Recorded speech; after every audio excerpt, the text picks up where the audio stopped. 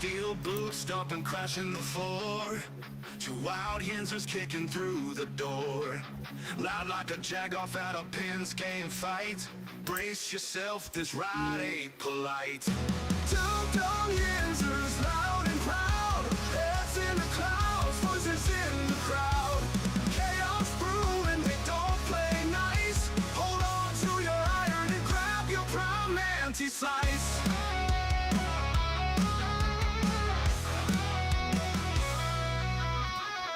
Tales from the burg with a hint of mayhem. Pierogi powered, nothing can constrain them. Knocking back stories like an icy cold brew. You never know what these two might spew. Two dumb Yinzers, loud and proud. Heads in the clouds, voices in the crowd. Chaos brewing, they don't play nice. Hold on to your iron and grab your prime anti-slice.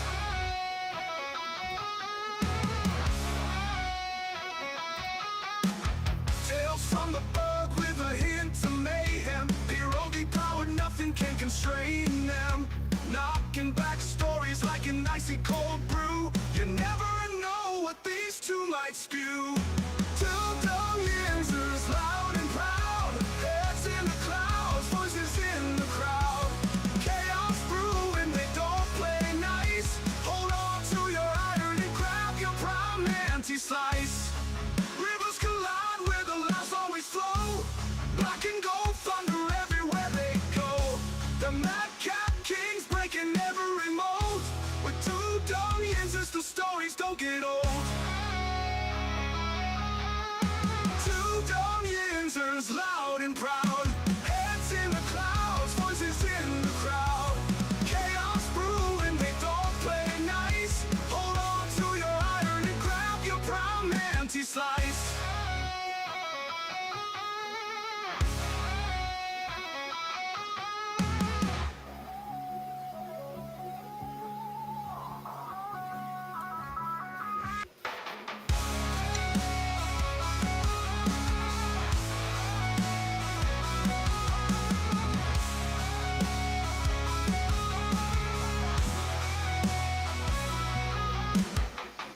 Hey y'all, what's going on everybody? Welcome back to the show. Hello. Hello. Good morning. Hello Governor. Hello, numbnuts. Good morning everybody. Welcome back to the show. This is episode 835. Glad to be back. Always glad to be back. Good morning. Do you want to say what's up to big man Cody up on the board? What's up, Cody? Says what's up, fellas? Great seeing you this morning, dude. As always, hope all is well in Texas. Mike, the World Series starts Friday night. Yeah. The Toronto Blue Jays and the Los Angeles Dodgers. These two teams, Mike, they have a combined record of 1-5 at PNC Park this year. God, if we could only determine the World Series by having to play the Buccos. Who would have thought two teams in the World Series? No, we're up 5-1 on them, at least at home. I seen that we have the best record against the Dodgers. I forget what it was. It was like teams outside the division that doesn't play them as constantly as division teams. Yeah. Pittsburgh Pirates are the team that has the best National League record against the Dodgers out of everybody. Not the Cardinals, not the Braves, nobody like this. It is the Pirates, and again, like the Toronto Blue Jays. So I don't know. I could care less about the World Series anymore, but there you have it. Dodgers World Series Game 1, Friday, 8:00. That's just comical. Just comical. Good morning, everybody. Let me throw this in real quick, too. The Pittsburgh Penguins did win last night, Mike. They hosted the Vancouver Canucks. They won that game 5-1. The Penguins did improve their record to 5-2 so far in the season. They'll travel to Florida to play the Panthers in Miami. That will be tomorrow. Tomorrow at 7 p.m. So check out the Pens tomorrow as we gear up and get ready for the Green Bay Packers. This game, it could be a turning point. I mean, it really can. It could be the difference between 5-2 and 4-3. So, I mean, this is a big game, guys. It's the middle of the season. I get that. After we knock these next few out, we'll still have 10 games left. But I think this is a big one. I think this is a big one, guys. Cody, they are number one, but you know what? I think that kind of all falls down to the year that it is and the weird year it is and the tie that they had. And I can certainly say I don't think that they're the best team in the NFC. They're a good team, and they're a team that a lot of people were picking to go to the Super Bowl out of the NFC. But I got to be honest with you. I think that there's definitely stronger teams over in the NFC. Green Bay's, I'm not taking anything away from them. They're good. Oh, yeah. But again, you get a tie in there that helps you out sometimes when you're, with the half game situation.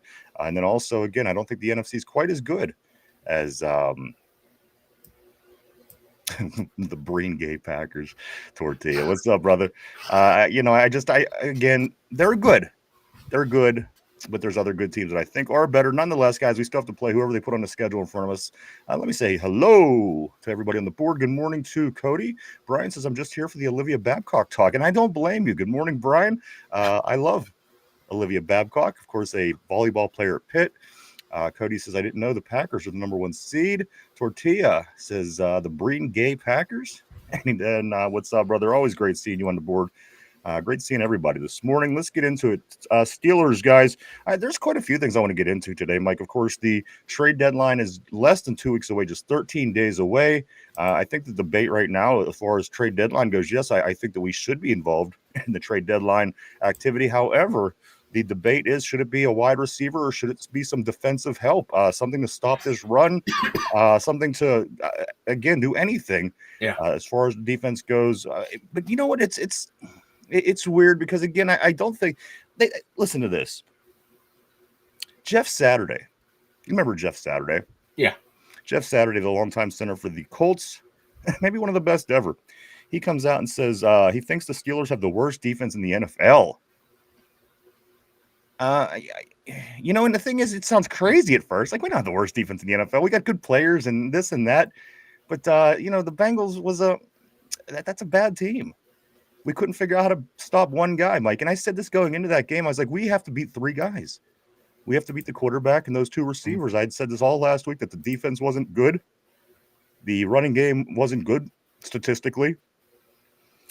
And again, though, I don't agree with Jeff Saturday, but Mike, there are certainly some things that need to be fixed on this defense. There are some things that we'd like to see fixed this weekend on this defense, and there are things that we hope to be able to see fixed consistently as the rest of the season plays out as far as this defense goes.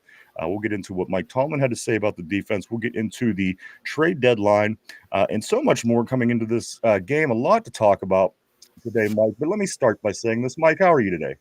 I'm doing well. I'm, despite this persistent cough I've had for like a month, I'm doing pretty damn good. Well, that's good, man. Glad to see you this morning. And I'm ready to hit the ground running, guys. We got the Green Bay Packers, Sunday Night Football this week, 8:20 start. This is week 8, and we are 3.5-point road, our home dogs actually in this game. Of course, 3.5-point underdogs. The Steelers hoping to get back on track with this win, and I think that the Packers, they kind of got back on track with the Cardinals win. It got a little turbulent there for them a couple weeks, but they bounced back. So maybe it's our turn to bounce back and get right back into thing. Again, we're sitting at the number 4 seed. We do have a home game in the playoffs as we speak, but as I said, there's about a dozen games left, and a million things are probably going to change between then and now. So we got to focus on trying to make the things better and not. I think maybe Slay said it.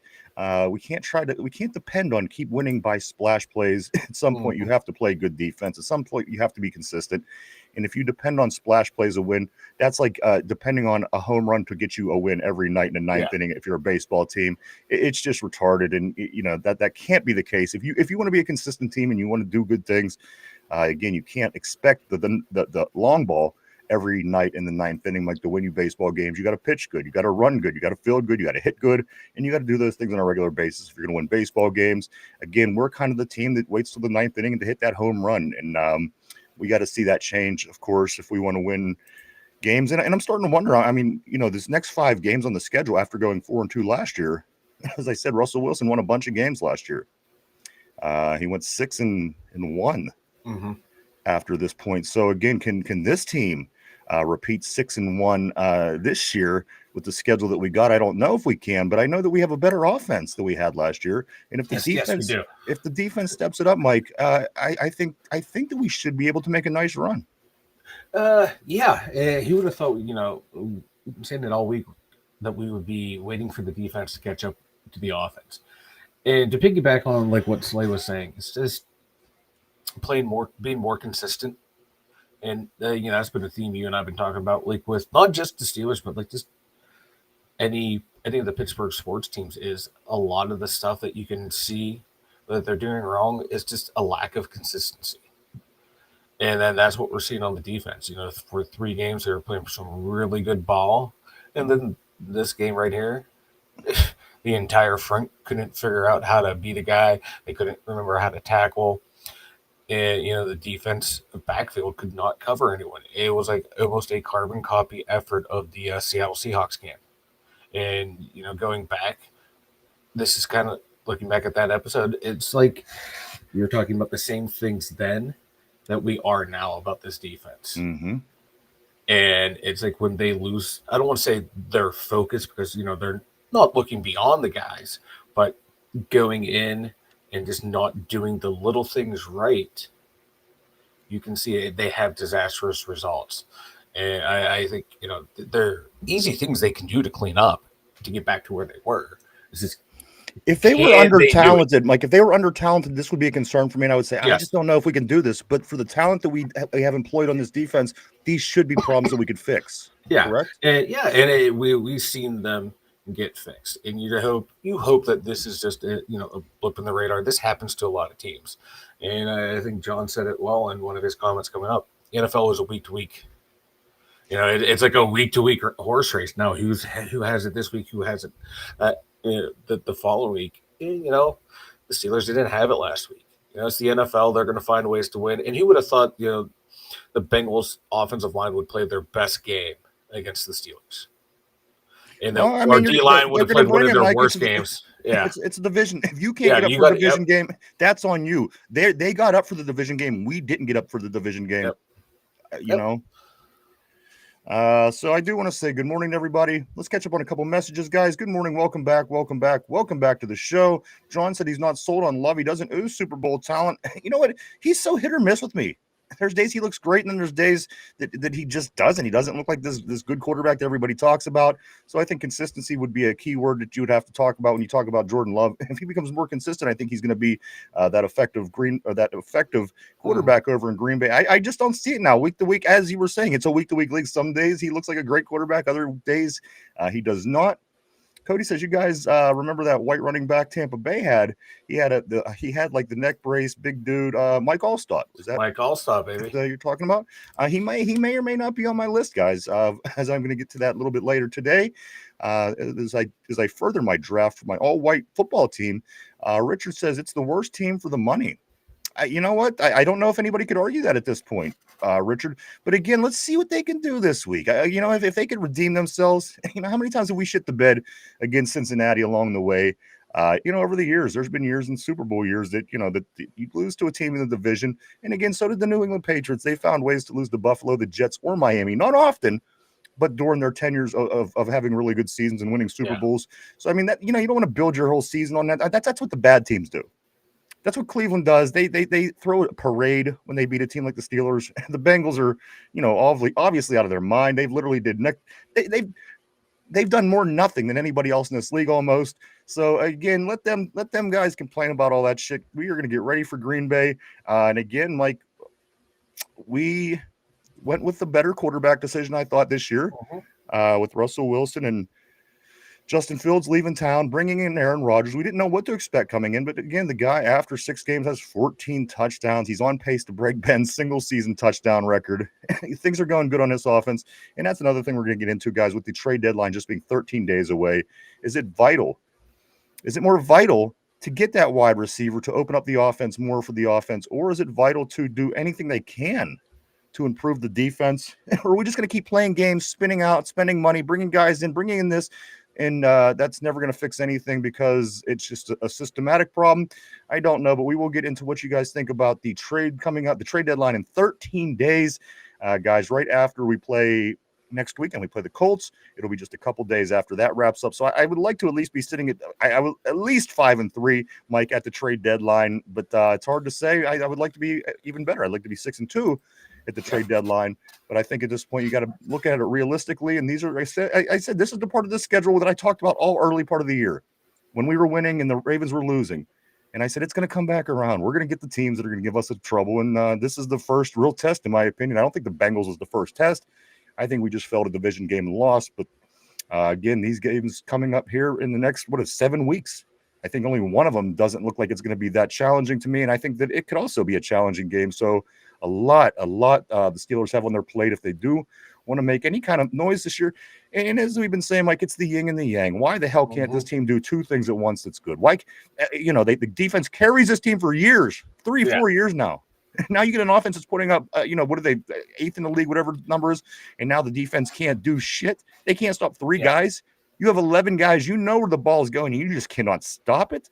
I mean, it was embarrassing and all that kind of fun stuff. But again, if we could get past that, if we could hold the Packers to, a modest day and get a win, I'll be thrilled, Mike. And this also is a big day because this is the first time. This is the first time, Mike, since 1954 that 2 teams will be wearing yellow helmets. Oh, I was under the impression that they were bringing their throwback uniforms. They're not. They're bringing their regular away uniforms. We're wearing our throwback yellows, our 1932s, 33s. And this is the first game, Mike, since 1954 that 2 teams in the NFL played in one game where both teams had yellow helmets. That's interesting. Nice little fact there to what the whistle. That could have been the trivia question.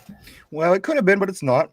I think it's the trivia question because I will probably forget by the end of the show. Well, we'll see. Let's jump back on the board. Tortilla, brother, what's up? Great. Always great to see Tortilla, man.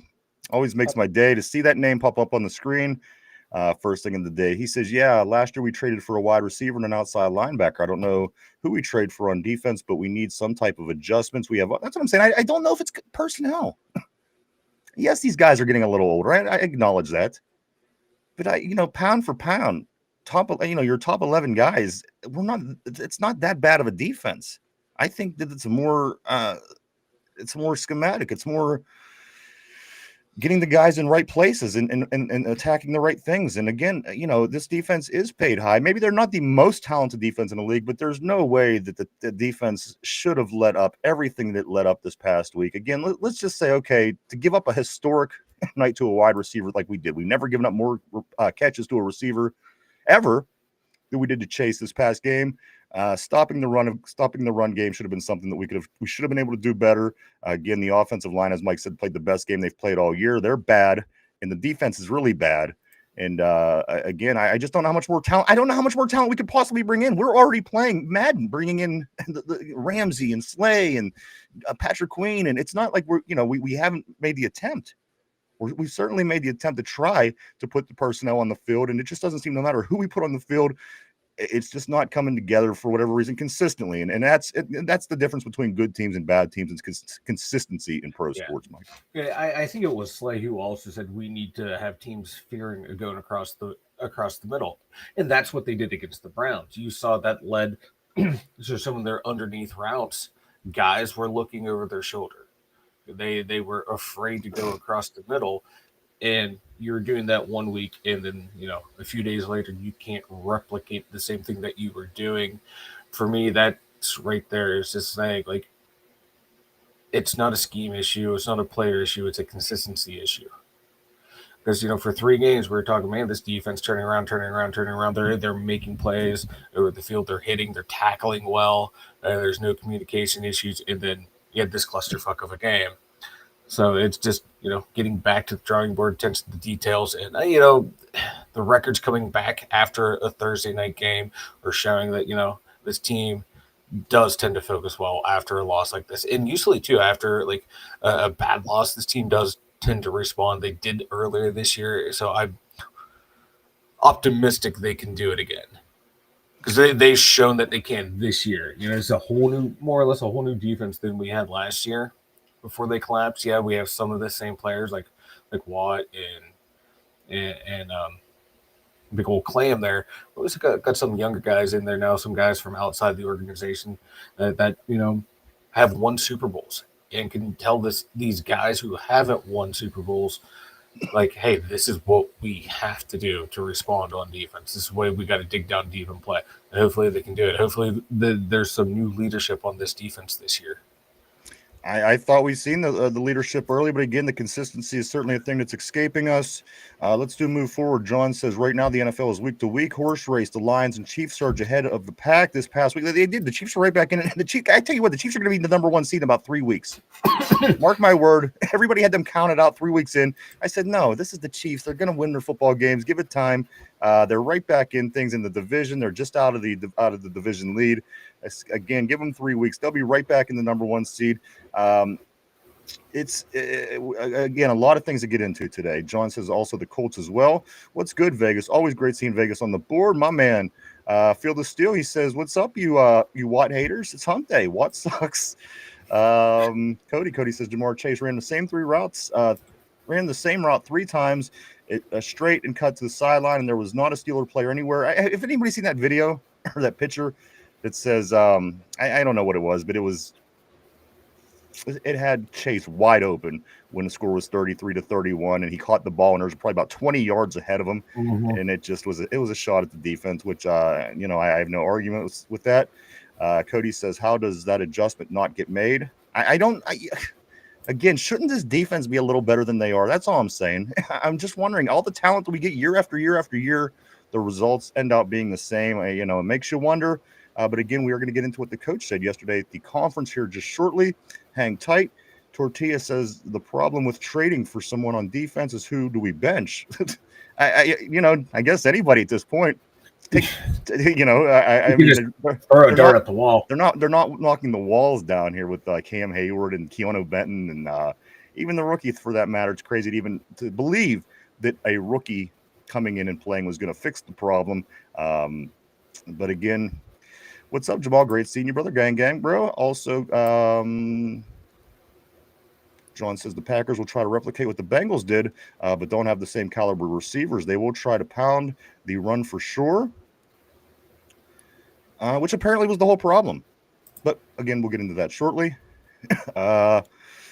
Cody, all right, what's up? Tortilla says I haven't slept since 2009.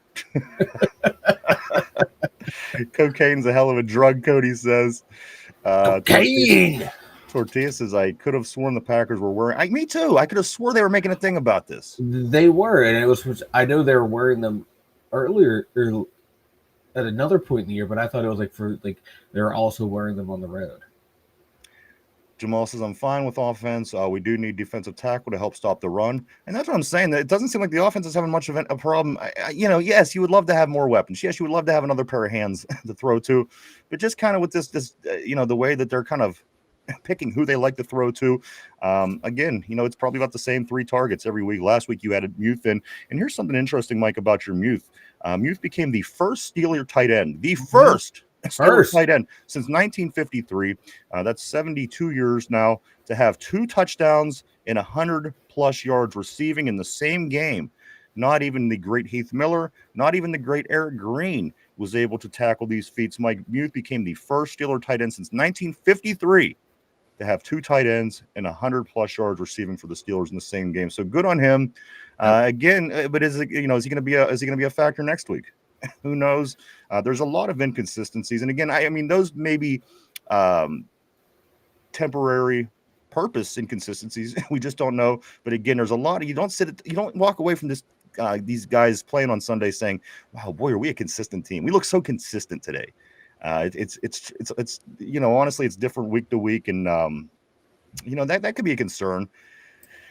Again, when trying to have an identity, what is the identity of this team? I thought that I was getting an idea what the identity is. But again, Mike, I think to be fair, we have to let this Green Bay game play out. If the defense gets smoked again, then I think we have more concerns. If they come back, we can blame it as a hiccup to a division rivalry, the division foe, which happens all the time. Again, yeah. I mean, you've seen the Eagles lose to the Giants. You've seen the Patriots lose or the Bills lose to the Patriots, who's, of course, sitting at the top. But again, I'm not thinking they're a top team in the AFC. Yeah. So this does happen, certainly within the division. division, Mike. And again, the Chiefs lost to the Chargers earlier, and the Broncos lost to the Chargers. So, there's teams constantly that should be winning games that don't. We're certainly hyper focused because it is our squad, no two ways about it. But again, we're just trying to figure it out, just like everybody else is, because it seems that game certainly didn't leave you with a good feeling in your stomach, Mike. It's certainly with having 11 days to wait till the next one. Yeah, and I think the offense is finding its identity, and it's a weird offense, but it is finding its identity by using that jumbo set to set up so many different so many different passing options in the passing game. Rolling out there with Spencer Anderson and all those tight ends and one wide receiver. Teams don't know, are we running out of this formation? Are we going to pass out of it? And Arthur Smith's offense, though there's like not a whole lot of different wild formations, but the amount of plays they run out of the formations that they have, it's starting to get defenses off balance as they expand the playbook. And you're starting to see that now. Aaron Rodgers is starting to find those favorable matchups. We've been asking for 5 weeks now. Where's Pat Freiermuth? Finally, against the Bengals defense, we got the matchup that they've been looking for to get Freiermuth into it. Yeah, I know. It only took a quarter season to find a favorable defense to get him involved. But they were able. This offense was able to exploit a weakness on that team and attack it. And I'm becoming more and more in love with the way the offense is running. They're starting to run the ball a whole hell of a lot better. And that's just opening up the passing game more. I want to see a couple more deep shots. I don't need, 5 to 6, 30, 40-yard passes downfield. But, let's get some 20 to 25-yard shots down the field, soften them up even more, open up the run game even more so you can hit more of those quick hitters, get the balls in the hands. And, let's see, get Roman Wilson involved, get Freiermuth involved even more, get Jonnu Smith involved more. I think that stuff's going to come too, the way this offense keeps getting better and better every week. Well, another thing besides the running game is what, again, I'm going to get into what Tomlin said. But again, one of the other things that he did mention, Mike, was the penalties. You don't win a lot of games being minus in the penalties. Well, guys, I don't think it's going to change any this week. If it's going to do anything, it's going to get worse, because Sean Hockley and the Flag Fest crew that he operates out of is going to be the officiating crew at Pittsburgh on Sunday night. So just giving a heads up on that. Yes, it's not going to go just one way. I'm sure it'll go both ways. But Mike, the Sean Hockley crew is on for Sunday night, so expect to see the laundry flying. I hate it. Everybody hates it. Nobody likes to see flags all game. I just want to see football played. But just know that that's coming, guys. So you're not throwing shit at the TV, because we know going in that the flags. That's what you want on your Sunday night marquee matchup game. Yeah. Don't let the guys play football. There's a ref crew that throws a lot of flags. I'd rather have a ref crew that will let players play, but call it consistently. When they set the tone of hey, this is a hold, this is a pass interference, keep that way through all 4 quarters so everyone knows. Like the Hockley crew, like you said, they're flag happy and very inconsistent with what they want to call. My problem is this with Ed Hockley and his crew and other crews like it. Can't the league be consistent? No. Can't you call penalties when there's a penalty? Can you not call penalties when there's not penalties? What's the problem? Why is Ed Hockley throw flags all day? Why does this crew not throw any flags? Shouldn't that be a concern to the NFL? It should be, and shit, man. Because Michael, let me ask you something. Let's say you lose on a bad call because you're playing under a referee like Ed Hockley, and you lose in an important game, and a team that you're up against wins because of the softer officiating in another game. This is why I'm saying, people say, "Oh, you're crying about." No, I'm not crying, because if you don't have consistency across the board, it's not fair. Every team should have the same opportunity. Correct? Exactly. Yeah, and you see, oh god, you just go on the wrong side of Twitter and you see every call. Hey, NFL, why is this a penalty? That's a penalty. Because it was a different fucking officiating crew, and some of them focus on more things than other. It's a pain in the ass. Like I love hockey, but I hate the NHL officials. I think they're the worst in the business. But when they are given an edict from the league, like, hey, this year we want to make sure the game's opened up. Look for the holds, look for the clutching, look for the grabbing, the slashes, and they fucking focus on that shit early in the year. so teams know what to look for and adjudicate it early and often. Whereas the NFL, it's the goddamn Wild West with the referees, man. Yeah, it really You is. literally don't know what you're getting. Some of these crews, you don't know what you're getting quarter to quarter. It's bad enough, each week you're getting a different officiating crew. Yeah, you have scouting reports on these crews, but you should not have to have a scouting report on the fucking officials. You see the flag, you throw the flag. Speaking of inconsistency, Mike, Colin Cowherd. He's coming Is he out on the Steelers this week? No, he's in. He's saying the Steelers are in a good spot. When we won throughout it off 3 wins in a row, Yeah. it was a terrible team until we beat the Browns, and all of a sudden we're good. But now we lose, but we're in a good position. Yeah. I love national sports talk, bro. That's what you and I should start just doing. Wild take after wild take, no accountability. Let's just go. It's just not my nature, unfortunately. Like how many grifts that go through my mind that you see when watching sports talk or just anything on YouTube, how much money we could make just being assholes. Let's get back to the board because this is where it's at, man. This is our peeps. This is the Yinzers. This is Steeler Nation. This is why I'm here, and this is all that matters to me. Is our Steelers guys. Phil still says, "Oh fuck it." Y'all keep talking about player trades. What Steelers need are new schemes and new coaches. Cody says the Packers team has better offensive weapons than the Bengals and a better defense. Tortilla is saying that wide receiver should sign John Gruden. Cody said this is going to be the best running back we will face so far this year. See if he doesn't go for 199 yards. Here's something for you guys. And you know what? I'll get back to that in just a second. Let me continue. I don't want to get too far behind. Jamal says this. He says, do you think that's why our old-ass cornerbacks suck? Because they've already won Super Bowls? But here's the thing. It doesn't seem like it. They came in with a high attitude, and they come in being leaders. The Steelers let them be leaders. As a matter of fact, I think Aaron Rodgers gets a little bit too much leeway. But as far as the other guys goes, well, Jalen Ramsey, I thought he's, I don't necessarily think that he didn't come in on a high note. I think he wants to win. I don't know. I don't know, Jamal. I just. And you hear like the way like when Slay was when he signed, he's like, I want to come here and win another Super Bowl. They, some of these guys did come here because they felt that we had a chance. They felt maybe they were a piece or two that the Steelers needed to be able to do more. And, let's see, John says there are some wide receivers that the Steelers cornerbacks can't cover man to man. It is up to them to fix that with better schemes. Hope that isn't the answer. I mean, a lot of times that is. Where there's a will, there's a way. I mean, there's been ways to beat superstars throughout time, and it's tough, but you got to figure it out. Obviously, not everybody's doing it because these guys win a lot of games, and usually, not the Bengals, but when they're good, they're good. You got to figure out how to play them. If you don't, you lose. Bottom line. And going through and looking at like some advanced charts yesterday, like the Steelers, they do a lot of mixing of man and zone. It's just not good because flat man, flat zone scheme. Yeah, we fail. That's the only problem. We need better. They need to be better schemes. It's not just the fixing it. It's not just the adapting anymore. It's coming up with something that actually works in today's world, in today's NFL. That we've been stale on for years. You know what I mean? Echelon Motion Pictures. What's up, dude? Always great seeing you on this on the terrible board this afternoon. He says this team is not serious. I understand that you have to wait for the other team to accept the trade, but bro, how have you not traded for a wide receiver yet? It's been like 3 years.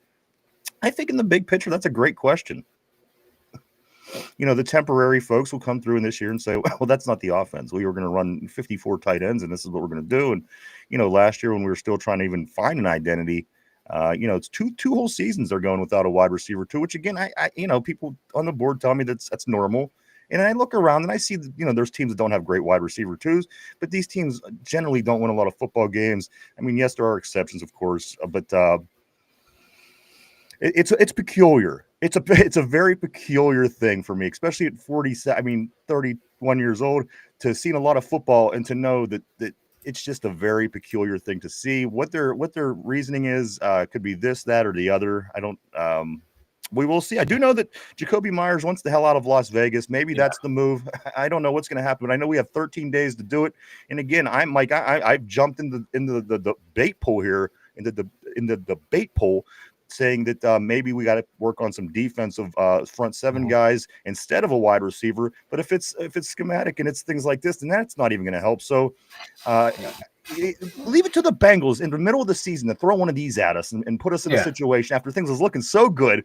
We were a half game out of first place last week, and then comes the fucking Bengals, and here we are.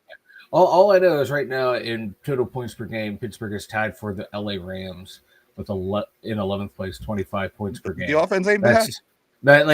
So I get the Steelers rush to go out and grab another wide receiver right now. The offense is they haven't had a rush for 2 years, even when we needed it. When we wasn't passing the ball or catching the ball well, we still didn't do it. So but they managed to keep a hold on to Deontay Johnson for an extra long time. So again, that just makes me question what the hell's going on with this team. Sometimes when they make these decisions, I don't know.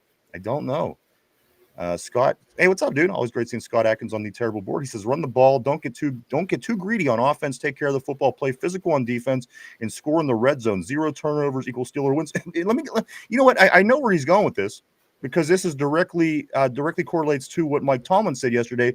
And I didn't want to get into it early. I wanted some folks to get in the room here, but let me get to what Mike Tomlin said that stuck me funny yesterday when I seen it. When Mike Tomlin was breaking down the loss on Sunday and was asked about the loss to the Bengals, this was what he said. Number one, he says we have to stop the run more. We have to stop the run more effectively. Obviously, right? We have to stop the run more effectively. I don't think that's a bad answer. Number two, he says we turned the ball over twice. We certainly didn't take care of the ball. To be -2 is in a hostile place is a catalyst for losing. Turnovers, always a bad thing. You don't want to have turnovers. So number one, got to stop the run. Number two, take care of the ball. Number three, we were highly penalized again. He added that he felt the effort was there, and he did not talk about the pass defense unless asked about the pass defense. And finally, he says he's not. He says, "quote He isn't concerned about the pass D." I know there's a thing called sugarcoating. I know there's a thing to keep people under, from freaking out. But you literally said nothing about the defense, about pass defense. That pisses me off. He's not hiding anything. You know what I mean? Yeah. Nobody's going to say, oh, wait, he said that there's a problem in the pass defense and we're all going to shit and all the teams are going to start passing. Yeah. That's not the case. The three things he said when he broke down the loss: stopping the run, penalties, and turnovers, which are all things that, yes, of course, you need that every single game. You don't want to, the penalties will kill you, turnovers will kill you, and you got to stop the run. Those are obviously common sense situations. The fact that he didn't even mention is, matter of fact, he went out of he said he's not concerned about the pass D. Doesn't that piss you off a little bit as a Steeler fan? Yeah, because come on, dude. We saw we saw the cover. We saw the coverage on the back end.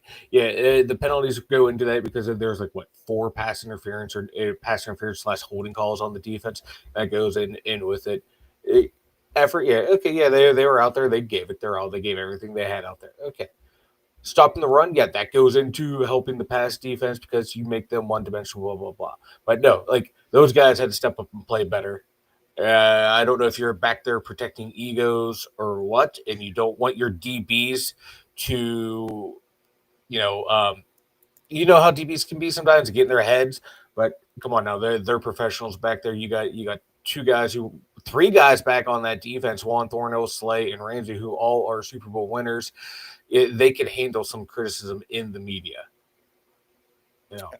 Did he just not want to call out an individual unit and that's stupid behind closed doors and not do it out in public? See, that's what I'm talking about. This is obvious. But everyone knows, and everyone knows you're going to be talking to him behind closed doors. So just say, do we know that that's going on? I mean, if the defense comes out and shits the bed again this week, you're going to say, you know what, he really sat down and gave him a what for in that locker room. We don't know that. All I see right now is he's deflecting. It's obviously not a secret. It's obviously anything that he didn't not say because he's worried about what anybody's going to say. And the fact that media sat in that room and it was crickets, Mike, crickets. I wish I had that cricket sound effect right now, because when they asked him about that game and he came out with those 3 answers: stopping the run, penalties, and turnovers, which obviously wasn't what, come on, it was 22 catches by these 2 gentlemen that caught the ball.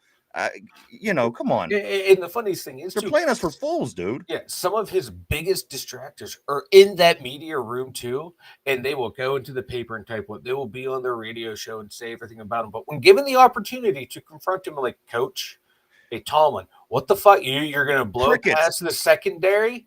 Like, get the F out of here. Crickets. For him, for them. It's like, we all know that's the problem. But given that opportunity to sit there and go, hey, Mike, what about that secondary that gave up, Jamar Chase just caught the pink elephant, Mike? You mean literally the only thing that we should be talking about? Yeah. You hold him accountable for other things. That's awesome. But when this thing right here, when we all just witnessed the secondary not live up to their expectations, they didn't belong, like they were in the same. Not going to offer any fucking in the same field as that team, and that was not a good team. Yeah, it's like both of those things piss me off. Like, one, okay, hey, any coach's press conference in every sport, I don't give a fuck about. But come on now, let's be. Come on, dude. Don't lie to me. Whatever, that's the job, but don't lie to me that much.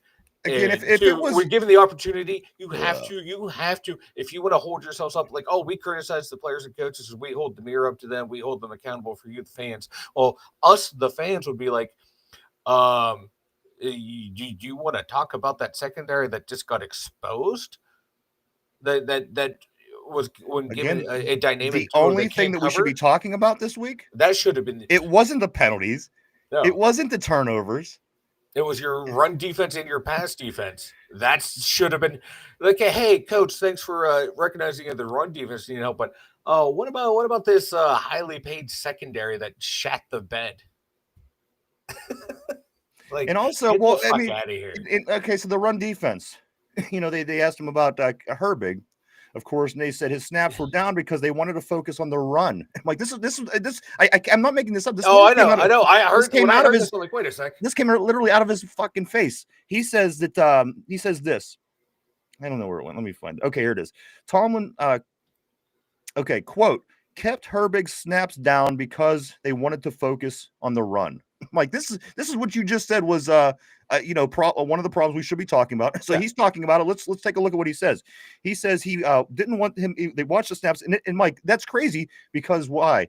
When Herbig is in on the run, the YPR, it was Mike, it's 3.4 yards. That's the third in the league. The EPA / rushes allowed, Mike, it's a minus 0.304, which is number one in the league. Nobody's better. And then also the success rate, Mike, amongst defense or amongst the team that they're playing, 35.6%, which is 7 in the league. So you're going to tell me that we're focusing on defense. That's why things didn't go well. I mean, we're focusing on stopping the run. That's why things didn't go well in the past. But meanwhile, you didn't even effectively run your defense because the guy that has better results wasn't in. You cut his numbers because you're focusing on the thing that's actually successful when he's in there. Yeah. This is what I'm saying. I'm kind of, putting too much faith in Alex Highsmith out there. You're putting too much faith in that defense. You and I had a conversation earlier in the week about should Muth fell inside the 5-yard line. And when you said, you and I were going back and forth, but when you said, well, just let the defense try to win the game at the end, I thought that after watching that game, listen, 98.6% chance time, I agree with you. 98.6% of the time, I agree with you. But after watching that game Thursday night, I'm sorry, I'm getting a little worked up. I would never say, let's let the defense get back out there and try to win this game for us. They couldn't get off the field at any point in the day. They were giving up historically bad numbers to these receivers. So again, at the end of the day, Mike, even Big Ben said that he should have, Pat Freiermuth should have fell like T. Higgins did to buy some clock. But anyway, that's behind us now, Mike. They're becoming more hard to as I say, they're becoming more difficult to defend a lot of the time. The best thing to happen in the defense was Alex Highsmith being hurt, and that's not a shot at Alex Highsmith. That's a shot at the coaches because they want to run him out there. I get it. He's made plays for you in the past, but right now Nick Herbig is arguably one of the better edge rushers in the NFL right now. Against people will say against blitzing the quarterback. He's undersized, but you know what? He gets results. Dude, James Harrison was undersized too. Yeah, damn right he was. And he found ways to do it. Yeah, if you were able to get some leverage on Harrison, you could beat him. But Herbig, he's quick. He has some toughness to him, and he has a varied pass rush too. He will run. He's not just going to try and loop around. He'll cut inside, outside. I'm playing. I want to play Herbig more than Highsmith, but the Steelers won't do that because they're going to look at the paycheck and be like, yeah, okay, Highsmith is going to be out there. We got to justify paying him this much money instead of just having Herbig be your guy. Herbig and Watt were playing very well together, and sprinkle Highsmith in there where you can. Start moving Herbig and Watt around. I barely remembered any rushes up the middle with Herbig. I do know this, and they've been doing that the past couple of weeks, and it was working.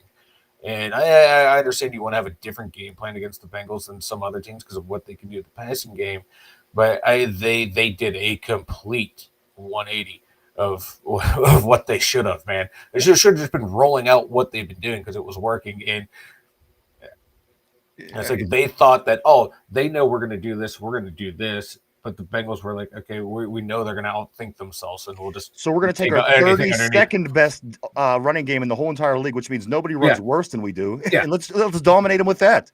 Yeah. You see what I'm saying? I mean, there's things that had me pissed over the past 4 or 5 days, but hearing Coach talk yesterday didn't really ease my mind, which was I was kind of hoping that was going to happen, and it didn't. It had the reverse effect on me. So I'm going to vent a little bit here today and hope to get to get better mentally and prepare for this game on Sunday, because again, I some of the things rubbed me wrong. And I listen. I know he talks in Tomlin. He doesn't speak in a way that. But did you ever watch him like when he was on Ben's podcast and when he was on like Ryan Clark's podcast? He does not talk in sound bites. No, he only does it to the media. It is so fucking annoying. I don't know. It is so goddamn annoying. I don't know. Because once you hear him like just have a normal conversation about football and anything, you're like, why can't you talk like that to the media? I never heard him talk, actually. If that's the if you're asking me if I've ever heard him talk different than the way he talks to the media, no, I haven't. That is literally the only thing I've only heard him talk football, I guess. It's just weird. Him and Ben talking football, reminiscing about stories and stuff, and it was like, who are you? I'm not hearing 5. I haven't seen it in 20 years, so I take your word, but I can honestly say I've never seen it. Let's get back on the board, Mike, so we don't get buried here. Jamal says, man, defense runs 2 plays, bro. There aren't any adjustments to make besides tackling the motherfucker. It's just right. We always joked about the Arthur or the Arthur Smith offense last year. Is just the Madden generic playbook on offense. That's what the Steelers defense has become. They would run them successfully and they work, but when you don't execute, you can get picked to fucking apart. Listen, I don't want to jump on Mike Tomlin. I'm not picking on him. I'm just commenting on what was said. Speaking of Arthur Smith, before we move ahead, I just want to throw this one out here, Mike, and then I'm going to be done with a lot of my Mike Tomlin. He says this also, Mike. He says Arthur Smith actually said it, but it was about Mike Tomlin. Arthur Smith said he got big praise from Mike Tomlin for his quarterback development. Arthur Smith has got big praise from Mike Tomlin for his quarterback development. What quarterback did he develop? The Hall of Famer at 41 years old that needs absolutely no developing at all? Is it the guys that's been on IR all season that's getting no time at practice? Is it Mason Rudolph, who's disappeared from the whole entire planet? He may not even be alive as far as we know. But but Arthur Smith did get praise from the big guy, Mike, for his quarterback development. I saw that too, and I thought the same thing. Aaron Rodgers is playing better week over week, so he's making them better weekly. I don't think he needed Arthur Smith in his, going from what we saw in the Jets last year. Mike, before I know what you mean. Take the first 5 words you just said and stop. I know. Speaking of the Jets, do you have that story? I don't know what's the Jets owner talking shit on Justin Fields. No, but I have the Peyton story talking about Russell. So let's wait on that. We'll wait on that. All right, so let's go. Cody said they need to have a cornerback competition with Eccles, Trice, Porter, Slay, or Ramsey. Whoever's the best should play. Slay shouldn't be on the field 80% of the time. More Brandon Eccles. When are you really thrilled with Slay anyway? I've been thrilled with Jalen. I've been thrilled with Thornhill. I've been thrilled with Eccles at times. When have you been thrilled? He's made a couple plays, but none that are like eye popping. There's some sneaky good vet plays, but nothing to where like, oh yeah, I agree. Slay. Yeah. I agree. Tortilla Jackson says we need to give bowling ball. Oh, where'd it go? Warren the ball more. Absolutely, and that's the thing. He's productive when he gets the ball. He does well, and we don't isolate that to where people say, "Oh, we know what these guys are going to do." They mix Warren in very well. He's going to be a big part of being a success. This team being successful. No two ways about that, guys. He's our running back, and he's a bowling ball. I think you hit that one right on the head. Jamal says that was Moot's career game of his career. Listen. I know the rumor out on the town is that Jamal ran out and got his Pat Fryermuth jersey last night. That's what I heard too. That's just a word here on the streets in Pittsburgh. So who am I to say? Also, Jamal says that's facts that Cody, Slay, and Ramsey need to play less. Cody says, hell yeah, Pat Fryermuth. Right, Jamal, let's go Muth, the GOAT. These two are always funny. Let's see. Jamal says, put Corey Trice in. What is his deal, Mike? Is he on the practice squad? Is he on time? What's his deal? I don't even know what. I haven't heard any updates in a while. Me neither. So I'm going to take a look. The only player I heard about that, a couple of people that might be coming back, because I know we released a Woodside, so that could be either Will Howard or Skylar Thompson coming back, and then also Malik Harrison he is getting ready to come back as well. But I haven't heard a peep about Corey Trice. Same here, and that's weird. It's weird to not even hear anything. Certainly with what's going on with the secondary and the way last game played out, I thought the name Corey Trice has come up on our board many times in the past 5 days, but they hear none. Okay. I think it's he's on the designated for return list. Okay. On the roster, so they I forget when he popped up on there, and I think it's usually you have 3 weeks to bring him back. So it's coming up close. Mark Malone, what's up, bro? Always great seeing Mr. Malone on the board. Mark says we're going to have to score 30 to win with Mike Tomlin's defense. And here's interesting numbers too, Mike. Pittsburgh scored an open drive touchdown in 3 of the 6 games this year. 3 of the 6 games. Talking about needing to score more points. Listen to this. In 2022, they scored opening drive touchdowns 2 times that year. 2 times. 3 times in 2023. 2024, 0 times. So Aaron coming in and doing it 3 times in the first 6 games certainly shows you that improvement we're talking about on offense. And it's one guy, Mike. It really is. Yes, the offensive line is blocking better. Yes, the running back runs the ball well. Yes, DK Metcalf does amazing things after he catches the ball. Listen, you pull Aaron Rodgers out of this equation and you drop one of these nudniks that we had these past couple of years, Trubisky or somebody like this in there, this team is nowhere as successful as it is right now. 4-2. Again, the scoring is up. The offense would be nowhere as close as it is now. The Aaron Rodgers factor is working on offense. We need the Jalen Ramsey or the Darius Slay factor to work on defense because, again, Mike, you pull that one guy out on offense, it's a totally different offense.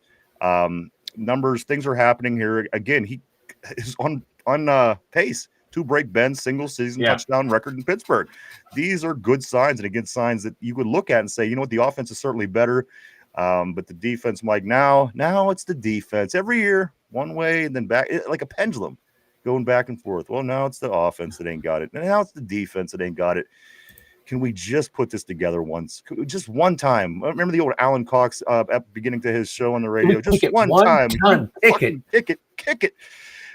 So that's the way I'm feeling about the team right now. Again, I was trying to recover like everybody else was, but coach kind of pissed me off. And I'm going to be okay. I'm going to be okay. A win will certainly help everything. But just some of the things he said yesterday kind of rubbed me the wrong way. Let's continue on, though. Jamal says non-blocking ass, talking about Muth. And that was always my biggest complaint about Muth. He's not the greatest blocker. Yeah. Mark Malone says no matter if they are the highest paid D in the league. Yeah. Jamal says Mike Tomlin's defense, not TJ or Cam's defense. Grow up, haters. Mike Tomlin for life. But here's my problem with that, Jamal. And I'm going to be honest with you. It's consistent no matter who's on the defense. We haven't won a playoff game in going on 9 years. So it's not the guys on this defense. You know what I'm saying? I think it's more schematic. I really do. Because the team that we had 9 years ago, we had Cam was there. we're getting the same results. We're not able to win big games when they matter. We're not able to win the games down the stretch, and we're not able to win in the playoffs. And we give up a lot of points in the playoffs. So, that's kind of where I disagree. That's kind of where I disagree, respectfully. But again, it's it's the team. It's what's being ran. Because again, 9 years you have a plethora of different players here, and you try to improve every year. Why are the results of after almost a decade the exact same when you look at these things? So again, it's an argument. It's a good argument, and I would use it too if I was making that argument. But at the end of the day, it's the consistency of being where we're at. We're stale. It feels like the end of Chuck Noll's era. Nothing's getting better every year where it should, you should be improving every year to get to a point like, you see some of these other teams are doing. We're just not. We've been stale through 9 years, basically. Can we blame that on TJ Watt's defense? He was there a lot of the time. But again, was he the problem? I think that his numbers prove that he wasn't. And even Cam, making the all-pro appearances and things like that. So again, we have to at some point say, what do we need? What do we need on this defense? Tell me the answer. When we didn't have the big names, it wasn't working. When we do have the big names, it isn't working. When we paid them the most money in the league, it isn't working. Is this all, again, it seems more systematic to me. And that's just me being honest. And that's just me looking at it and making an honest observation. Again, I don't want to step in anybody's feet. I like Coach. I like Coach Tallman a lot, as a matter of fact. But at the end of the day, it feels a lot like the end of the Chuck Noll era. And again, it was, and I'm not sure, you might have been a little bit younger, but living through that time was rough as well. And you just think with all these, again, younger coaches are coming out, making names for themselves, doing different things, being innovative, coming up with different, that are successful. You got to kind of look, where are we at? What's going on with us? What's our situation? How have we looked? How are these guys looking? How is these bad teams turning into good teams with these newer coaches, these younger coaches with ideas? How do we spend all this money on defense and not and do what we did Thursday as far as stopping the worst running team in the league? Things like this. So again, I don't have a problem with him as a person at all. I just think that, again, it's getting awfully stale. And I think as much as I defended him over the years, it's getting harder, Mike. It really is getting harder. And I want things to get better, but they're just not. Again, am I putting too much into this because it's just a loss in the middle of the season? Perhaps. And I hope that I am. And I hope things get a lot better. And I hope we win football games in January. But at the end of the day, guys, I'm running out of excuses. And, do we want things to get better or don't we? Let's jump back on the board. Tortilla says Mike Tomlin for president. I'm down. Let's vote him for president. Could he be president and not our coach right now? That would be fine with me. Fearless Steel says fire Teflon Dawn, fire Teflon Dawn, fire Teflon Dawn. Cody says Jalen Ramsey covering Jamar Chase is like watching my kids standing up on a merry-go-round. Mark Malone says where Watt and Hayward were Watt and Hayward when Tebow and Blake Bortles bent Tomlin over and horse raped him. Isn't that the game Cam and Stephon Tuitt and Hargraves just got the ball ran? Was Cam on that team? Yes, was that 2012? Yeah, he was. That was the big D line. They got their fucking. They got ran all over that game. I think Ben had a couple of bad interceptions that game. It was a classic Steeler blunder. That game was a game we should have won. We shouldn't have lost to Tim Tebow and the Broncos. I forget. Todd Gurley? Was he the running back there at the time? I don't know, but it was at home. It was in the playoffs. We were a higher seed. We were picked to win. We had a better quarterback. We had come on. I take Big Ben over Tim Tebow 100% of the time. 100% of the time. And you know what? Who else didn't stop the run very well was the Bengals, and they found a way to beat us because we still was able to run on them. We were just a better team. We shouldn't have lost to the Broncos. But again, I can't even recall why we brought that up. Let me move on. Right here. John says if Rodgers and Arthur Smith really wanted another wide receiver, there would be one. That's about it too. If they wanted it, we'd have it. It hasn't been, on their four. It hasn't been on their four plans. If it was, there's been 2 seasons that they could have fixed it. So I agree with you, John. If they wanted it, they would go out and get it. There's been ample names over the past couple seasons that could have certainly been picked up and been a great addition to the team. But we'll see. We got 13 days to the trade deadline, guys. 13 days today. And then it'll be 4:00 deadline that day. It's Tuesday on that deadline. So we will know in the next 13. Cody says under or over JPJ pass interference calls, maybe 6. I'm going to go slightly under the 6 on this one, Cody, just because I'm hoping for a big game. And I want to see an improvement. If we don't, I'll probably lose my mind and go mental. But, that kind of asks me, or makes me wonder as well. Does JPJ get his? Does he get an extension, Mike, when the time comes? Is he shown enough? I mean, we've kept less. We've kept people that did less. Yeah. He's a shutdown guy. He doesn't let up touchdowns, Mike. I mean, yes, he has nubs and he doesn't get many picks. You go back and look, only like 1 touchdown credited against him. Does have the penalty issue. Like, not bad for a second-round pick. It's like some of the other guys in his draft class haven't lived up to their billing to as first-round picks. Because I think next year his contract's up, so they gotta make a decision. I think he'll get an extension, but it should not be anywhere near close to being like a top flight corner extension. You're right. He's solid. Again, like you said, he gave up 1 touchdown since he's been a corner on our team. That's good. Yeah. That's a good thing. It's funny. Like last week against Cleveland, no one had a problem with him. He. I still don't have a problem. The one game against him, a lot of people want to run him out of town. And I'm a Pitt guy. I should have a lot of things against him, but I don't. I actually like him, and I think again he's a shutdown. He does what he's supposed to do. 1 touchdown against him since he's been in the league. Yes, he has nubs and he can't intercept anything. But you know what? If you have a shutdown guy, Ike Taylor was a Super Bowl winning cornerback, Mike, and he pretty much has the exact everything. His number is even the exact same as Ike Taylor. You could even imagine that you're looking at Ike Taylor out there sometimes as you're watching Joey Porter. Yeah, he's not going to run stride for stride with some of the burners in the league.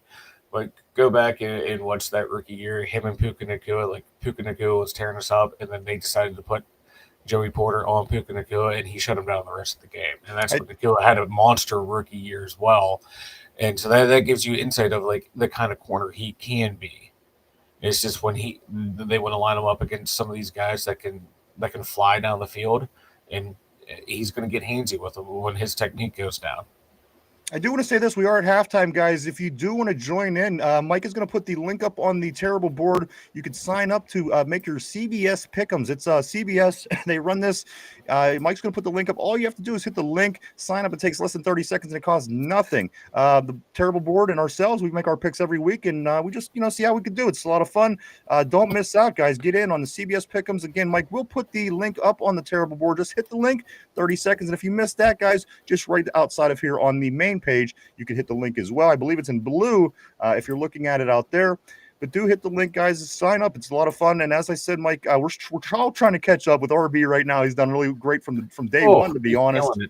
But do sign up, guys. Don't forget to get your picks in as well. Everybody else that is in there. And Derpy, don't forget to get your tiebreaker. I don't know why Derpy doesn't do the tiebreaker, but he can. He just makes picks willy nilly on here and on the CBS. He just does whatever he wants. It's wild. It's like the Wild West with Derpy. It is too. He fits right in with the NFL officials. He just does whatever the fuck he wants to do at any given moment. Showing titties.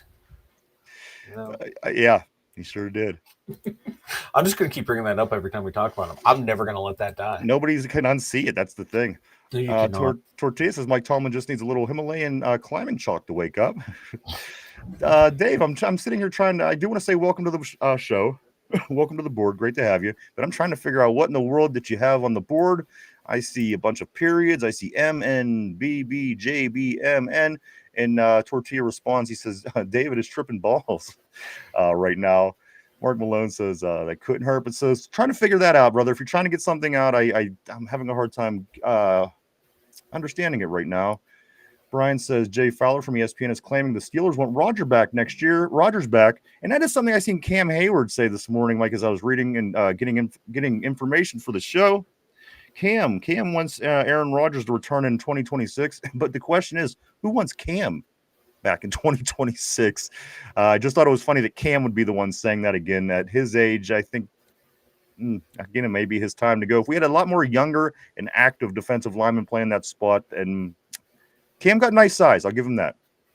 He has really nice size. If I was that big of a guy, I listen, I don't know what I would do, but I promise I would be at the beach kicking sand at people. You know what I mean? Right. Corey says, "What up, guys? I hate showing up late. It's never a problem, brother. But I've been in the zone today. I saw we released Logan Woodside and Jacoby Myers once out of Las Vegas. Must be some correlation there. We did. We released Logan Woodside. Mike, we were involved with 5 quarterbacks.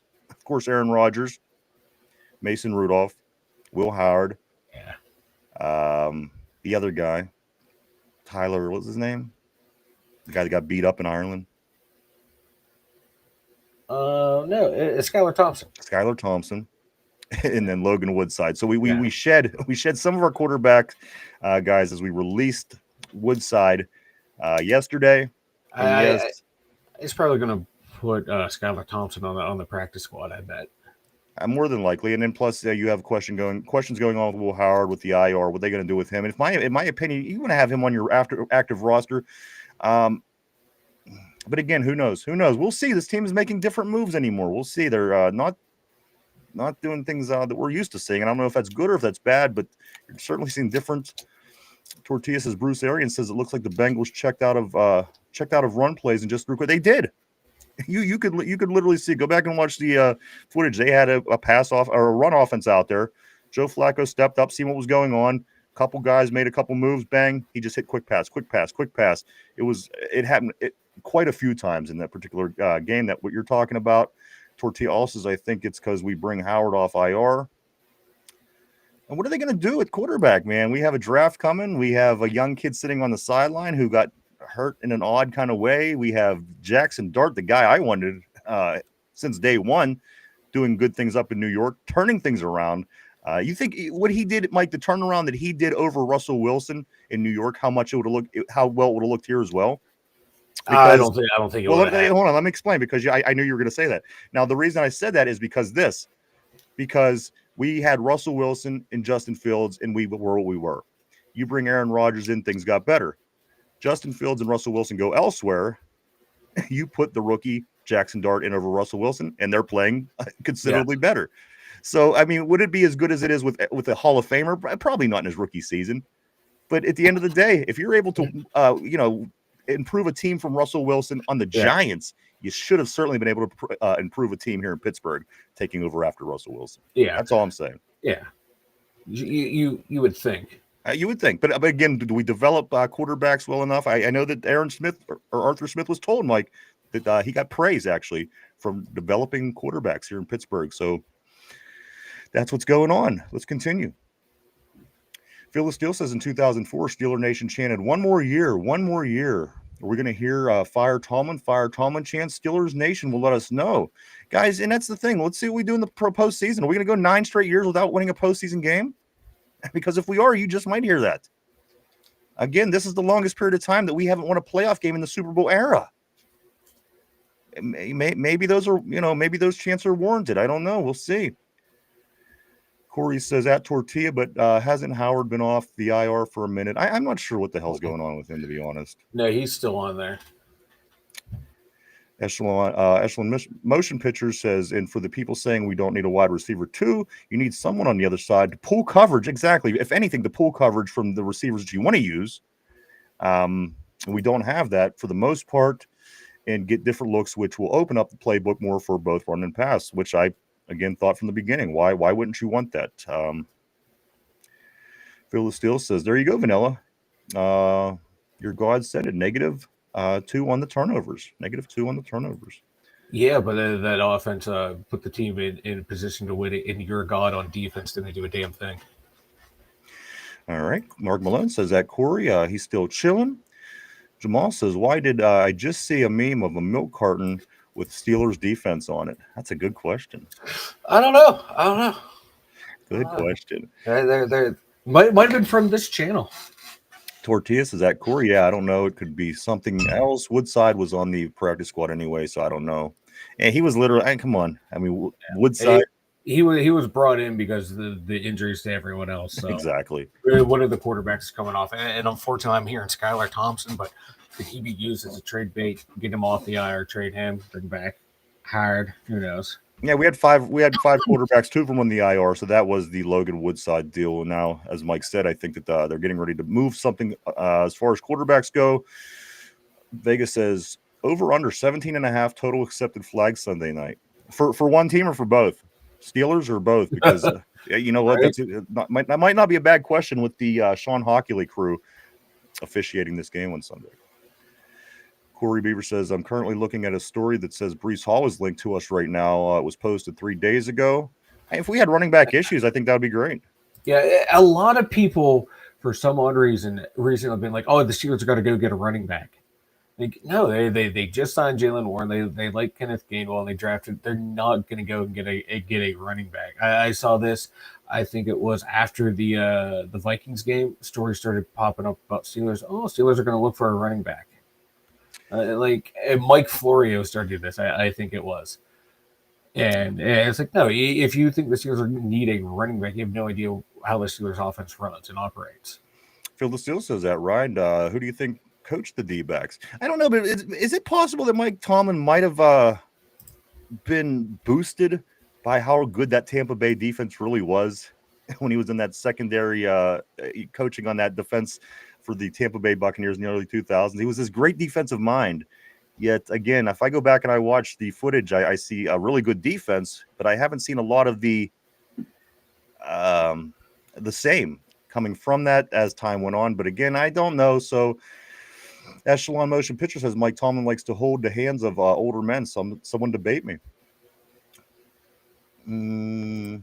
What? I'm not sure. I don't know what that means. Mike may debate you. I don't know if you want to try it again. I'm just not trying to see the way. I just think of. I think he's Mike, talking about. I think it's like letting the veteran players starting veterans want. over younger guys who probably should be in there. Or do what they want. You know, they get the days off all week long. They don't have to participate in preseason. This has pretty much been a team is running its own self to this point. I mean, I have about a half dozen arguments on that. Scott says, would it be a crime of passion for a Steelers cornerback to break on a ball to pick off a ball, especially yes, if the receivers run the same routes? Passive resistance against receivers, not defense. Phil the Steel says Teflon Don coaches the secondary, no adjustments. Gerald Alexander coaches the secondary. Just gotta throw that out there for everyone. There's a big time name that we should be praising. Kenneth Jones, what's up, brother? Always great seeing Kenneth on the board. Nice seeing you, my friend. Mark Malone said he's the great secondary meister. He was. You know, that Tampa Bay defense in that Super Bowl, they certainly talked him up. Cody said on Slay and Sherman's podcast last week, Slay said if anyone put up 100 yards on me, I'd take myself out of the game this week. He didn't bring up getting Riggedy last weekend on Thursday. Riggedy? Phil says Vanilla keeps blaming the players, not the coaches. And you just blame the coaches out of habit. Well, I blame the coaches when it's warranted, and I blame the players when it's warranted. Sorry, I don't just pick one to root for and root against. That's just how I am. It's how I operate. I look at it. If it was a coaching decision, yeah, it was a bad decision. I'm going to go after the coach. I've gone after the coaches numerous times here, and I go after the players here. You can go back through 800 episodes of this, and you will see me being fair to players and coaches for praise and criticism. Tortilla says, remember when Mike Tomlin said no excuses, no explanation. Now it's no adjustments, no accountability. Jamal says Charlie Batch went off on the GP trade. Yeah, you know, and that's kind of what I talked about yesterday. I'm so over the GP trade. It was awesome when we had him and Metcalf for, you know, that 18 seconds. We thought it was going to be great. You know what? It probably would be great. But you know what? I just, you know, everyone keeps coming. Well, did you see what he did in that? You know what? I don't care. Not anything against you or your comment. I'm just saying, just in general.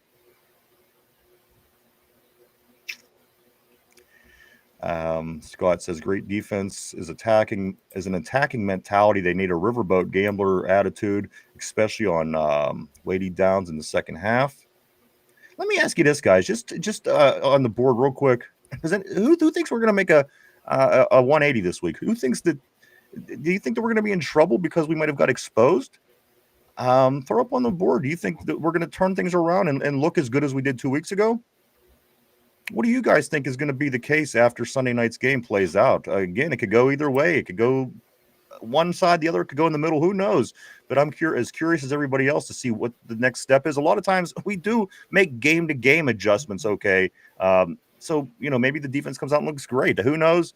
But again, there's been more games than none that I certainly love to see them stop the run better throughout this season.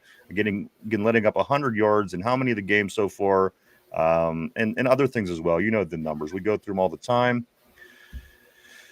Mark Malone says he's been indoctrinated to worship the Rooney Roller. Oh, you guys are the dumbest comment ever. You guys are poking the bear. Let's see.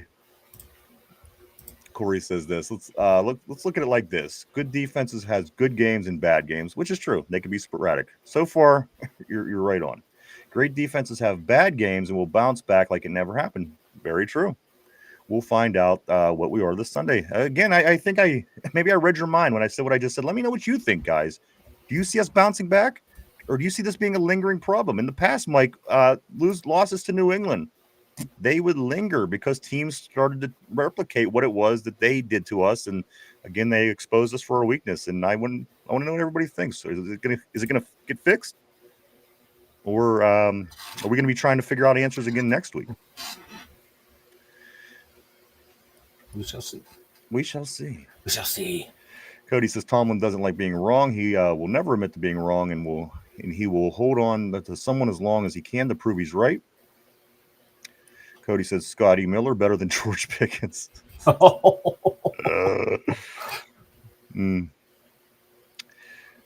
Cody says too early.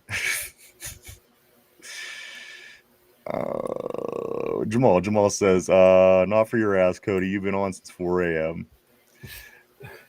Scott says I just think that the Steelers need to draft corners for a couple drafts and do the same with the defensive line. They need cover corners and a run stuffing defensive tackle. Stop focusing on linebackers. Tortilla, he says, I mean, shit. Smith did turn Ryan Tannehill's career around. Yeah, I guess he did. For what it's worth, I guess he did, huh? Cody says this: Arthur Smith made Justin Fields and Russell Wilson look good. Did he? Hey, he got Justin Fields $40 million guaranteed almost. All right, so let's all give Arthur Smith the praise. Hey, he was able to have Justin Fields look competent enough to fleece Woody Johnson out of $40 million. Jamal says Mike T don't get any credit for that. Mike T for life.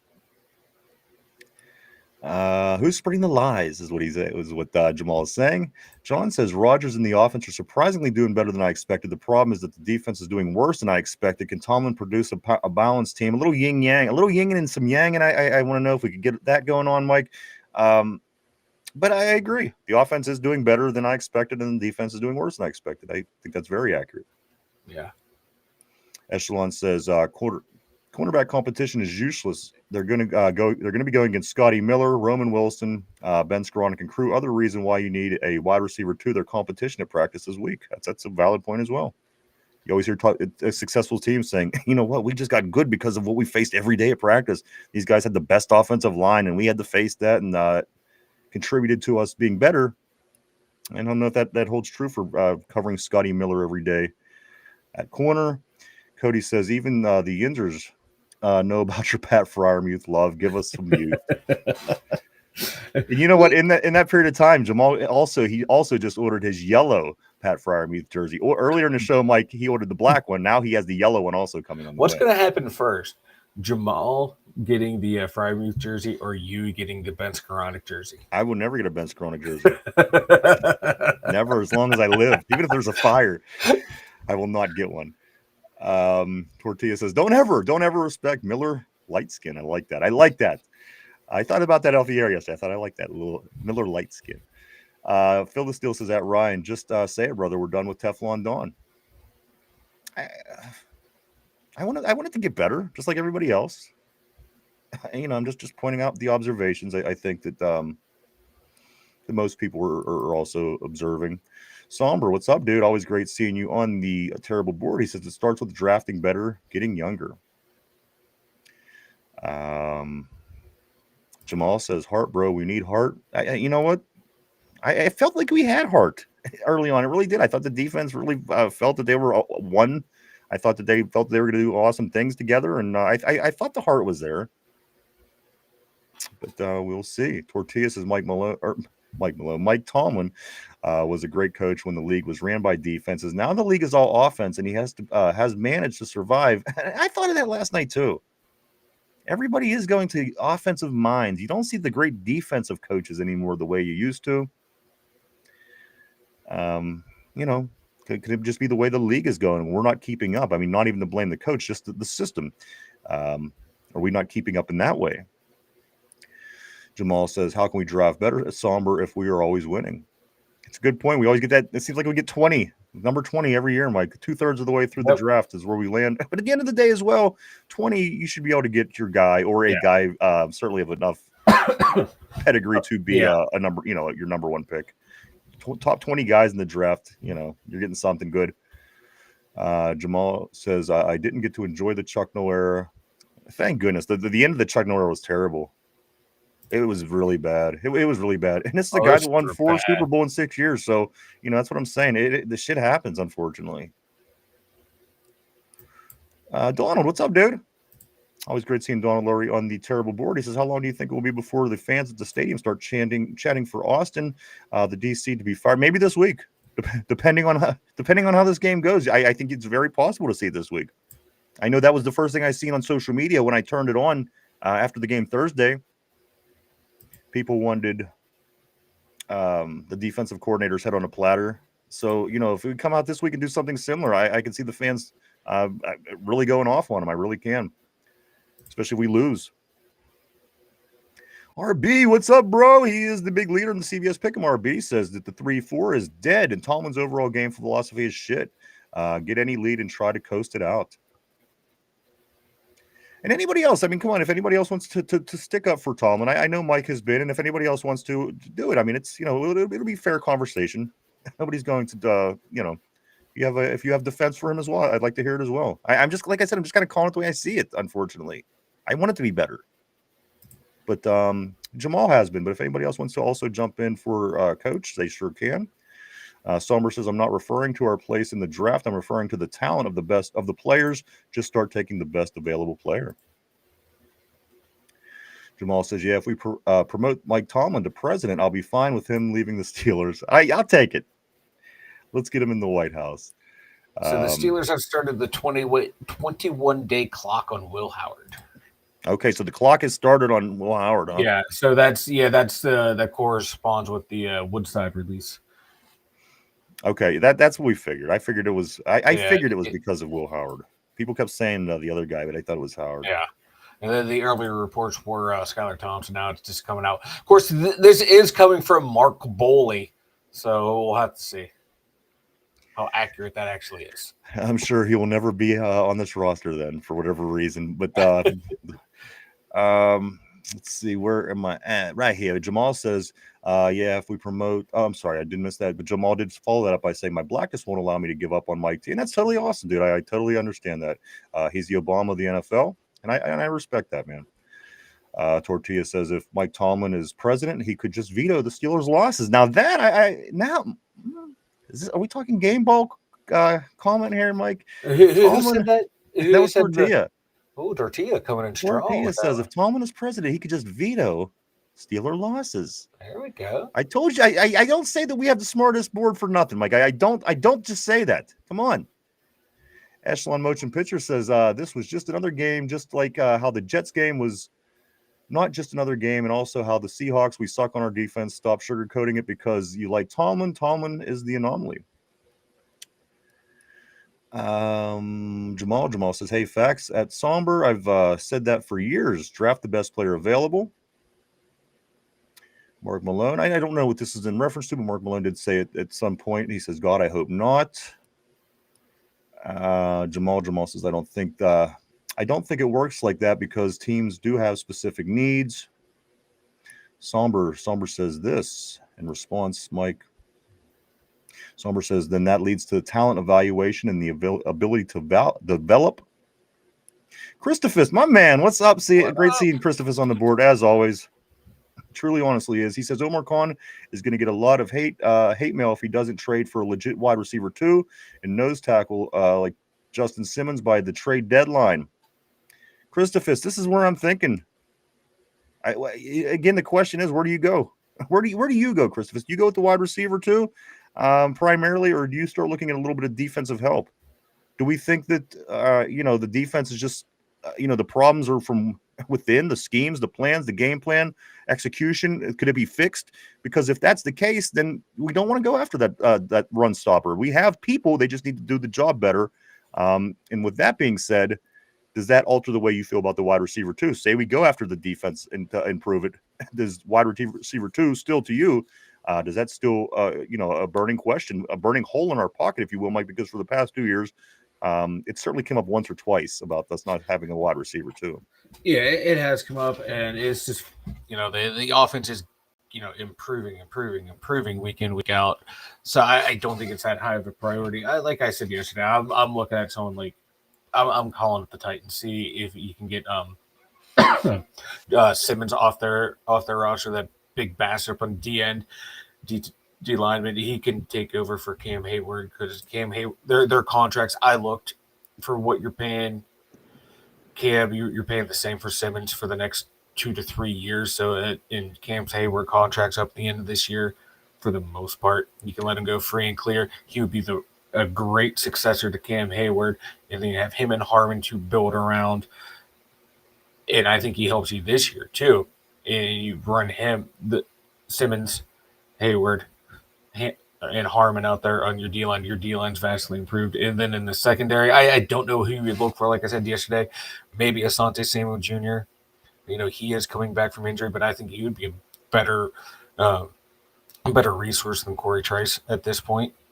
And, this is the first time Samuels, I think, was ever out for a long time with an injury. It was like a fluke injury at the end of last year. I'd kick the tires on him.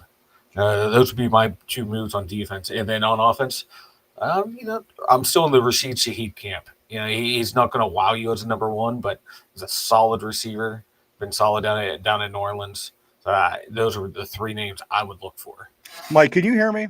Yeah, I can hear you. Okay, I had a little started something through my microphone wires. I just yeah. No, you're good, bro. All right, Mark Malone says I didn't get the flags like JPJ. No, he did not. Jamal says we're trade at Somber. Cody says JPJ needs to pretend the ball is toilet paper like that kid on the Little Giants. Hot hands, yes. Brian says an hour in and I haven't heard anything about the start of the NBA. I don't know. Probably a lot we haven't heard about. Talking Steelers, baby. You know what? I did mention the majors at the beginning of the show, Mike. I did say that the Dodgers and the Blue Jays are kicking off the World Series tomorrow night. So close enough, right? Close to the warning, man. Jamal says, and we talked hockey. Yeah, we even talked a little hockey in there as well. Jamal says, F the NBA. We've been talking about the same players for 20 years in the NBA. Tortilla says, Pittsburgh M over enthusiastic intern Caleb. Whoa. What up, brother? Back-to-back appearances. I love back-to-back appearances on the terrible board by Caleb. He says, my Jim Palmer poster wore his Otis Birdsong jersey last night. You can write a book about that poster. I got to be honest with you. That poster has more of a life than I do. That poster I was about to say, yeah, it has some wild adventures. Corey said, last time I showed my titties, I got banned from Planet Fitness, so I don't know how Derpy hasn't been canceled yet. You saw Derpy's titties. Everyone wants to see those titties. Cody says, this is a Steeler pod, bruh. Tortilla says, NBA in Pittsburgh would be sick. The Pittsburgh Peacocks. And the only reason it's not going to happen is because there's just it's a small city. You look at the other teams, like even Philadelphia, they are a bigger number. They do have the 4 squads. We like Cleveland. We're basically a smaller big city, and we can't financially support another pro team. I think that's why they do with these smaller ones, Mike. They try these things out. They with the soccer and the lacrosse and the things over the years. It's hard for this size city to The entertainment dollars aren't there. You're right. Because really, like outside of Pittsburgh, there's no other like bigger economic area close to us to draw people in to support. Where at Philly, you're on the East Coast, there's decent amount of money over New there. York's right across everywhere to come in. Yeah, you come in and support them. Where like Pittsburgh is the economic hub of the area, and once further you get away from Pittsburgh, less and less money you have. Somber said, "Sound like you said nice eyes." Scott says this. He says Steelers shocked the NFL by scoring Aaron's age, 41 points and 4 MVP touchdown passes. Steelers pull at the beginning of the third quarter. I like it. Caleb says at Tortilla, I still think they should be called the Pittsburgh Girders. Jesus Christ, Caleb. Jamal says he must be thinking we're on ESPN or something. Cody says Logan Woodside. Oh no, how are we going to get past that? Losing that goat. And he was a piece. He was gone. We brought him back because of the injuries just to fill a spot. That really, yeah. Cash an NFL paycheck as a practice squad player. Good for him. I would do it. Fuck yeah, I would. I mean, I don't get to get hit at all. Okay. Tortilla. I'm sorry. Yeah, no, Jamal says at Tortilla, you couldn't come up with a better name than the Peacocks. The Peacocks. Tortilla says the Pirates, the Penguins, and the Peacocks. Kenneth says when you can have the same lapses with different players consistently over the years, it's schemes and that's what I would think. I don't know. That's what common sense would tell me. But Jamal says I'm a Peacock captain. You got to let me fly. I can see Jamal flying with the Peacocks. with the all graceful with the fucking blunt hanging out. Yes. Cody says at Jamal, you need to get a suit and a pair of sunglasses for your pod, brother. Somber says, nah, definitely what is that? What is that word? Somber's obviously a lot smarter than I am. Petrodactyls? Petrodactyls?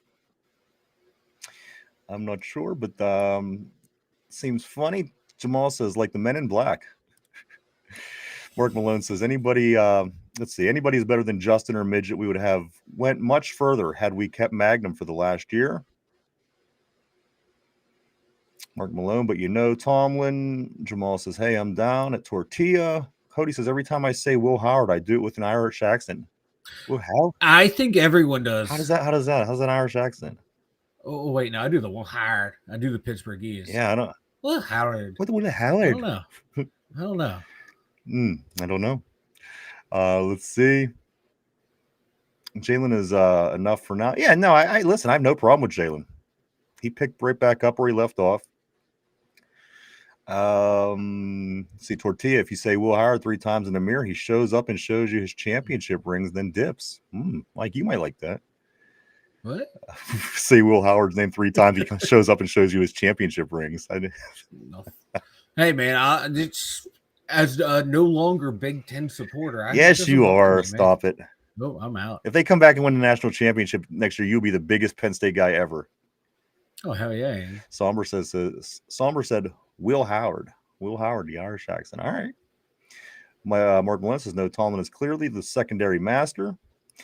Let me get in a couple of things here, Mike, before we do continue on the board. I don't want to leave anybody out, but there are some things that I do want to say that the Steelers also have going on. We did talk about Logan Woodside getting released. Also, Mike, Ray McLeod was released by the Falcons. Ray McLeod, Mike, does he fix any problems? I mean, he knows the team, he knows the guys. No, I seen people were getting excited this morning saying Ray McLeod is available again. He got cut by the Falcons. Ray McLeod has made his way around the league. I think last time I seen he was in San Francisco and somewhere else. No chance of seeing Ray McLeod back in the black and gold, Mike. Yeah, God no. He's a worse Calvin Austin III. Okay. And also, I do want to say this. I asked you about JPJ. We're going to get him an extension. This one other thing, Mike, we were talking a little bit ago about what Jeff Saturday was saying about the Steelers. Let's talk about what the former offensive lineman, somebody that we had interest in, as a matter of fact, Taylor Llewellyn. Lunin, whatever his name is, Mike. Oh God, He yeah. believes that the blatant miscommunications were the blame for the Steelers' defensive issues this past week. Mike, the blatant miscommunication. Where you said a little bit earlier, you said the communication was okay. What do you? What's your take on what Taylor And said? I'll take his opinion over mine. As someone who's played in the NFL a long time, so he probably saw more on film than I did. So yeah, if that's the case, I'm gonna, All right. default to the guy who's been in the show. All right, got you, man. All right, let's get back on the board. I just say there was a few kind of things that were lingering there on my page. I wanted to get them out because I know once we get moving here at the end, it's hard to get us stopped because once we start things, so you know how it goes. Let's jump back on the board over here where it truly matters. Tortilla, Cody says, no, I hate everybody the same. Everyone could get, you know what? That's where I'm at too. I don't hate anybody for one particular thing. If I'm going to hate everybody, it's going to be because I hate everybody. So what kind of mood am I in today? Phil still says, whatever, Vanilla. Whatever. Jamal says, only racist people say that. Cody says, Vanilla is a Penn State fan. Give the man a break. No, I'm not. I'm in the. They're going for 5 straight losses this week. It's unbelievable. They're going up against the number 1 Ohio State. Like, this was the only game that I think that Penn State was expecting to maybe lose this year. I thought, I that's kind of how I think that they thought things were going to go. Which again would be a whole different situation had that been the case. Somber says, what's done is done. GP is gone. That's where I'm at too with Pickens. I just, again, we had him, we lost him, we had the opportunity. He did great when he was here with what we had. We didn't have, great arms throwing it to him. So good for him. I mean, chances are, I don't know. I just don't do that with people that leave here. Even when James Harrison left, Mike, he was gone. He was gone. Mark Malone says Thunder's wife makes him watch The View if he says something bad about Tomlin. I believe that. I believe that. Tortilla says 180. He says, Ryan, we're doing a 360. Oh, jeez. Tortilla says Mike Tomlin should go on The View. Phil still says, hey, Vanilla, Danny O'Shea is waiting for the call. Fuck yeah. Who's Danny O'Shea? I have no idea. Who's Danny O'Shea, Phil? Cody says we'll get Ryan Ben Skoronok's number put on the back of his put his nickname Dirtbag on the back. I like it. I like his nickname. I like his nickname way more than I like him, to be honest. Mark Malone says Tebow and Bortles cracked the code. Tortilla says we don't say those names around here, Mark. Mark Malone. Tebow, the blind throw, and Bortles handed it off to Leonard Fournette. Yeah. Hand it off to Leonard Fournette. Hand it off to Leonard Fournette. Mark Malone says they put an end to the Tomlin's dominant defense. Mark Malone also follows it up by saying we have to bring him up when they start saying Tomlin's D was good at some point in the past. Cody says pressure is on Austin. Nowhere to turn. And you know what? He's going to be the one that gets canned. If this becomes the problem, Terrell Austin will be the first one canned, and we'll kind of jump back in the same loop that we're in, I guess. I don't know, guys. Again, it's debatable. Christophus, he says, if we don't get Ty Simpson from Bama, we need to draft a wide receiver first round. Mike, what do you think about a high draft pick? Is this why they're not going after a wide receiver too? Is this why they're keeping the wide receiver room kind of homely, if you will? I think like most of the receiving targets that are out there right now, they're all rentals. They're all 1-year guys outside of maybe Olave, but he has the 50-year option coming up, and then maybe Garrett Wilson. He just signed a long-term deal. Everyone else is like on the last year of their contract. So no, I don't think it's because they're looking forward to the draft. I think it's just they like the way their offense is going. All right. Mark Malone says, Will hired, baby. Baby. Tortilla says, I will talk shit on Tomlin, but he's still my guy. I'm biased and delusional, but I don't think moving on from Tomlin will solve everything. Corey says, damn, I thought I was putting pieces together, and it's all just for Howard to come back and never play. What a waste of my brain power. RB says, what Jamal said is BS. If I said I pull your player X or coach Z because he's white, I'm a piece of shit racist. Not saying you say that, Jamal, just in general. Mark Malone says, I'm telling you, I know a drunken street bum that may be an improvement. And you know what? Another speaking of drunken street bums, Mike, has anybody heard of Lamar is back yet? I know that he wasn't at practice as far as Monday, and that was the scoop I had yesterday. Mike, we're midweek. Is there any scoop on Lamar Jackson? Is he back practicing? There's still not back at practice the last I saw. Interesting, Mike. Interesting. That game against the Bears could become very interesting, I think. Yeah. For us at least, if he doesn't play. Yeah, it's huge news if he doesn't play. They, fall into 1-6. Ooh, that would be and great. that Bears team is playing pretty good. That would make me feel really good about things. They'll still have the best odds to win the AFC North. Yeah, absolutely. He's still listed as questionable, man. Mark Malone says maybe if we spend $200 million on defense, Tomlin can get them to perform better than 31 in the league. Well, what are we going to do? What are we going to do? Mark says he's a great secondary master after all. Tortilla says we're still going to spend more money on defense with or without Tomlin. What's up, Chad? Always great seeing you on the terrible board. Says, what's up, Yinzer fam? My man. Somber says I could see them calling about Kirk or Valdez Scantling. They're both injured right now. Seems like a Steeler move. Hey, right? Hey, man, we have half our team on the IR anyway. Bring them aboard, man. They're sitting right where we need them. Yeah, we don't even have to change any. Yeah. Chad says, here we go, Steelers, here we go, and F all 31 other. And you know what? Ultimately, that's the case. And I think everybody in this on this board and in this panel and everything, they agree with that. Again, we're still we're just trying to figure out where the hell things are going wrong and how we can get things better. Ultimately, at the end of the day, it is, baby. It's here we go, Steelers, and F everybody else. I think we could all agree on that. Mark Malone says, Tortilla, yeah, but the drunken street bum I'm talking about would have them pounding at least middle of the pack. Tortilla saying Pittsburgh's going to the Super Bowl. Here we go. That's what I'm talking about. That's what I like to hear. Field of Steel says, what the F, NBA? We talk Steelers football here, baby. Field of Steel says this, though. He says, at Jamal, Tomlin, Jamal and Tomlin and you are losers. Field of Steel. He's bringing it here on this hump day. RB says, Typhoid Mary. Who was set to start for the New York Jets, is now doubtful. Oh, man, there you go. That's interesting, Mike. This was a game. They just named him the starter, and now he's doubtful. It's the Jets. That is after their odor just shat all over, Justin Fields and everything. This is just comical. I love the Jets. Mike, does this help them? Does this help them? Does this improve their chances to beat the Bengals? I don't know. Or is it the Browns? Who do they play? The Bengals? They play one of them teams. They play the Bengals. They play the Bengals. And I don't know. All right. Let's keep moving along. Christopher says Brandon Eccles, JPJ, Corey Trice, James Pierre are our only quarterbacks that can play press coverage. Tortilla, another punctured lung. RB says also if we're linked to Jeffrey Simmons to play nose tackle, our philosophy is 305 in a three-man front isn't enough ass to play nose tackle. Watch him play. You've had to see him play. He can.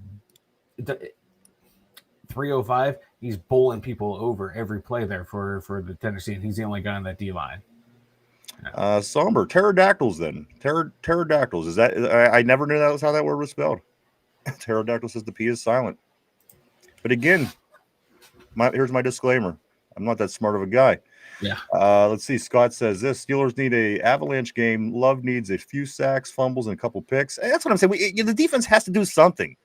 There was a million things about that last game that was so off. We couldn't get off the field. We couldn't cause turnovers. We couldn't do anything.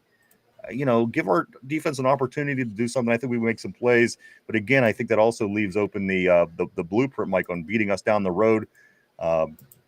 Because again, if what's working for us, why would the other teams continue to do the things that are helping us win? Kenneth says, at Christophus, why is the nose we need, but they want to force feed Benton. If YA wasn't a rookie, do you think that would be different, guys? I'm just thinking because YA is only, 6 games into his career. Benton, yes, is not as productive as you would like him to be or never has been, but he is still a veteran.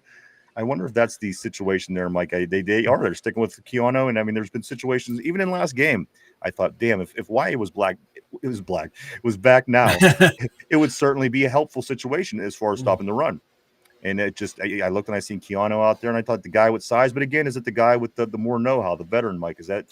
I don't know, to be honest with you, because they played Benton as a rookie. You're right. They sure did. So Somber says another little fast guy. No way on Ray Ray. Tortilla says Ray Ray come back. Ray Ray come back. Any kind of fool could see there was something in everything about you. Ray Ray come back. The Tortilla is really going for that game ball today. I got to be honest with you, Mike. I'm really leaning toward Tortilla. Phil still says that Ryan. Believe me, Vanilla knows. He knows it's over. It's flatline season for the Standard. Kenneth says we've a 25-point average on the offense through 6 games. I'm okay with that. I am too. And that's what I'm saying, Kenneth. If they're going to make a move here in less than 2 weeks, 13 days is the trade deadline. Where do you go? Where do you go with the deadline? If you are going to make a move, you're going to go after that wide receiver 2 that we haven't had for 2 years, but we are satisfied with the offense scoring points. Do you go out and make a move on defense? You have the pieces in place. I think it's execution, maybe game plan. I don't know. I think we have a good defense. I do. Look around the league. I think that, we shouldn't have been letting the number 32 run game do what they did to us. There's things that need to be fixed, obviously. Is going out at the trade deadline to try to fix this. I don't know if that's the answer, Mike. I don't know if there's anything out there that we could bring in that anybody would be willing to part with that could effectively help where we need help in defense, where I think it might be more within the system. And again, that's an us problem. Yeah, exactly. Yeah. Scheme and personnel deployment. I wouldn't say more personnel deployment. Yeah. Mark Malone says, I wouldn't say anything about Tomlin either. Phil the Steel says, Danny O'Shea, the great little Giants football. Okay, that's what that was referring. Okay. Gotcha. Yeah. I saw the little Giants once. I was like, oh, that was enough for me. Mark Malone, they both had like perfect quarterback ratings. Mark Malone also. Bortles was 14 of 26. And somehow Tebow was 10 of 12 for 316 yards because he was just blindly 10 of 12 for 316 yards. 10 of 21 for 316. So he was just blindly chucking the ball up there. Well, that was Tebow's game in the NFL. It wasn't like he was just run around and just blindly chuck it. Couple 300 yards and a couple tutties. Let's see. Let's get up here. Phil still says you get Danny O'Shea and the 2025 Steelers will tell their kids one time. No practice yesterday as far as Lamar goes. I think that's what Somber's saying. Danny O'Shea from the Little Giants. We need Bobby Boucher. That's what we need. We need Bobby Boucher from Waterboy. He talk about his mama or whatever the hell. Was his mom? It's something he freaked out. I can't remember what it was. You don't talk about his mama. You don't talk about the water. Gatorade. Yeah. Yeah, if you say anything bad about the water, wasn't that Gatorade H2O? You ain't gonna play that foosball. Kenneth said my boy saying Ohio State has been saying a whole lot of throwing dimes. My boy saying from Ohio State has been saying a whole lot throwing dimes. Okay. Mark Malone, we need Buston to keep starting. Yes, we need to keep him as a 4th round pick for the compensatory. Did you see what? Where did I even have it? Russell Wilson. Who said it? Somebody said they were glad, or they would rather have Russell. It was the coach. It was Peyton. It was Sean Payton. That's what I'm thinking of. Sean Payton says he's glad. Or he would have been glad if they wouldn't have pulled Russell Wilson, implying that beating Russell Wilson wouldn't have been a problem in that big Giants and Denver game the other day.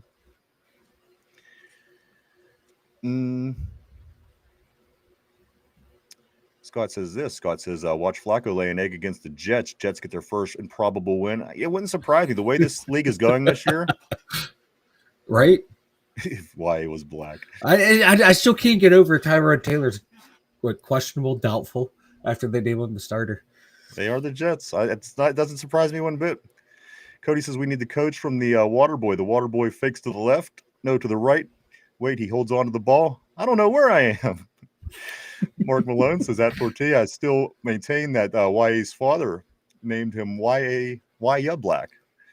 Mark Malone follows it up by saying they both threw for several hundred yards and a few touchdowns. I think going back to what Bortles and Tebow's, what he's saying, RB is saying, there was a video on X of Lamar walking around Baltimore at 2 a.m. I saw this, high as hell. Let me read the comment just to be fair. He says there's a video on X of Lamar walking around Baltimore at 2 a.m., high as giraffe pussy, eating at a taco truck and barely able to speak last night. This morning, I saw that. I was wondering what the hell was going on with that. Is that, I mean, was he baked? He certainly looked baked. He looked baked. Hey, man, when your hammies all fucked up, you got to numb the pain somehow, brother. And when you're 1-5 and the coach takes away all the ping pong tables and the foosball, yeah, no more ping pong for these guys. Yeah. What's going on over there? Out of there, coach. Come on now. Phil Steele says, yeah, someone should tell Teflon Don that they're talking about his mama to get his ass coaching real Steeler ball. Should that be what we do? Should we go out there and just cheer and start saying shit about Tomlin's mom? Let's see. Also, Somber says, Mama said alligators are ornery because they all got all them teeth and no toothbrush. No, Mama, it's because of their medulla oblongata. When he finally confronts his mom. Yes. Oh, man, he went crazy. Christopher says, this is the first year that I have no idea what to expect from the Steelers when they take the field. And I hate that feeling. All them Ben years, you got a feeling that you got a chance to win every football game. And with Aaron Rodgers, I think we should have that feeling. Again, you're right. It's just kind of, they got to get their shit together, man. Got to get their shit together. Scott says, I know the cheeseheads are coming, but can we not serve Swiss cheese? How about some sharp cheddar served up by Chef Aaron? I like it. We'll get some Munster. I like it. Corey says, that Mark Malone, are you saying that the YA Black is one of the kids from Me, Myself, and Irene?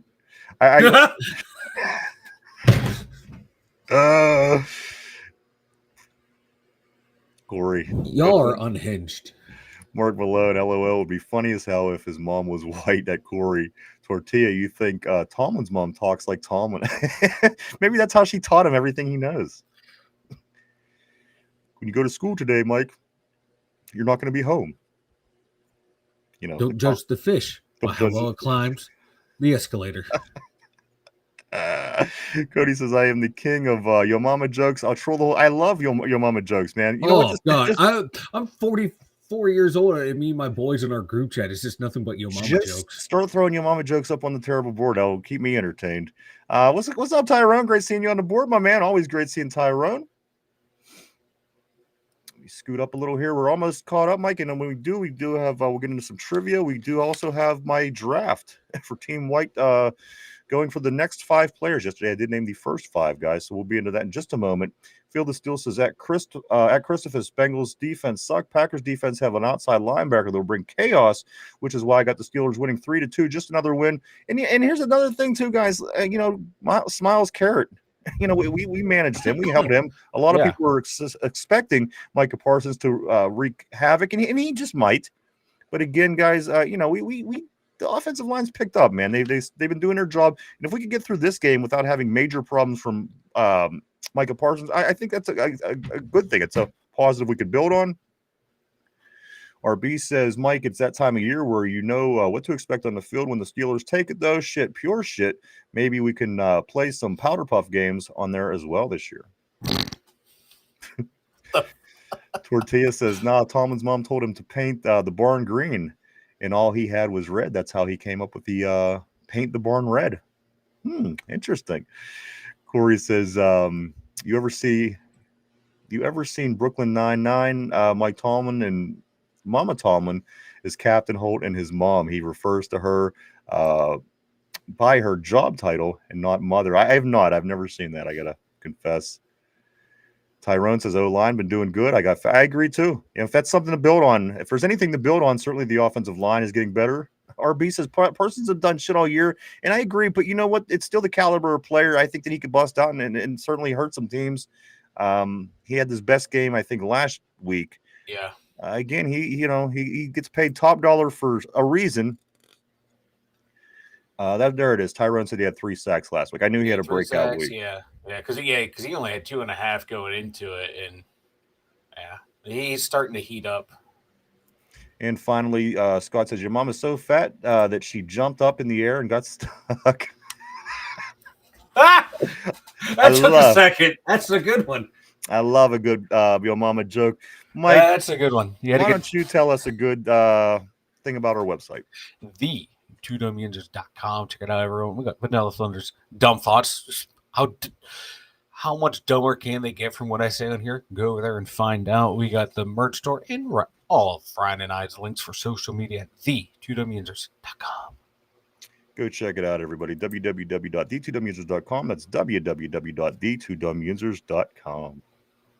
All right, guys. How well do you know your enemy? How well do you know your opponent? That is where we are at the on Hump Day, guys. We're at the trivia segment. Mike, put on your thinking cap. Everybody on the terrible board. Here we go. This is the question of the day. The Green Bay Packers are 4-1 in the Super Bowl era, Mike, in Super Bowls. I need you to name me the 4 teams that they beat. I'll give you a hint. They lost to Denver.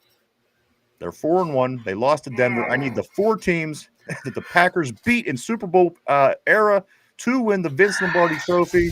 Take a minute to think that over. We're live 5 days a week right here, Monday through Friday, 11:30 a.m. to 1:30 p.m. every day right here on the Tube. Tube. Question of the day. Name the 4 teams that the Green Bay Packers beat in the Super Bowl, Mike. They are 4-1 in the Super Bowl era. Yeah. They lost to Denver. But who were the 4 teams that they beat? I'm thinking it's Super Bowl 1. I'm thinking it's Super Bowl 2. I'm thinking it's Super Bowl 31. And I'm thinking it's Super Bowl 45. If that helps you at all, Mike, those are the years that they won. I just need you to tell me who they beat. Steelers. All right. Chiefs. Okay. Excuse me. Tyrone's right there with you. He says, I know the Chiefs and the Steelers. I think they beat the Chiefs. Did they beat the Chiefs twice in the first 2 years? No. And even me telling you no is me telling you too much, but no. Feel the Steelers, say maybe the Cry Boys, maybe the Steelers, a couple others. Kansas City was the first one, Super Bowl 1. Steelers was their last one, Super Bowl 45.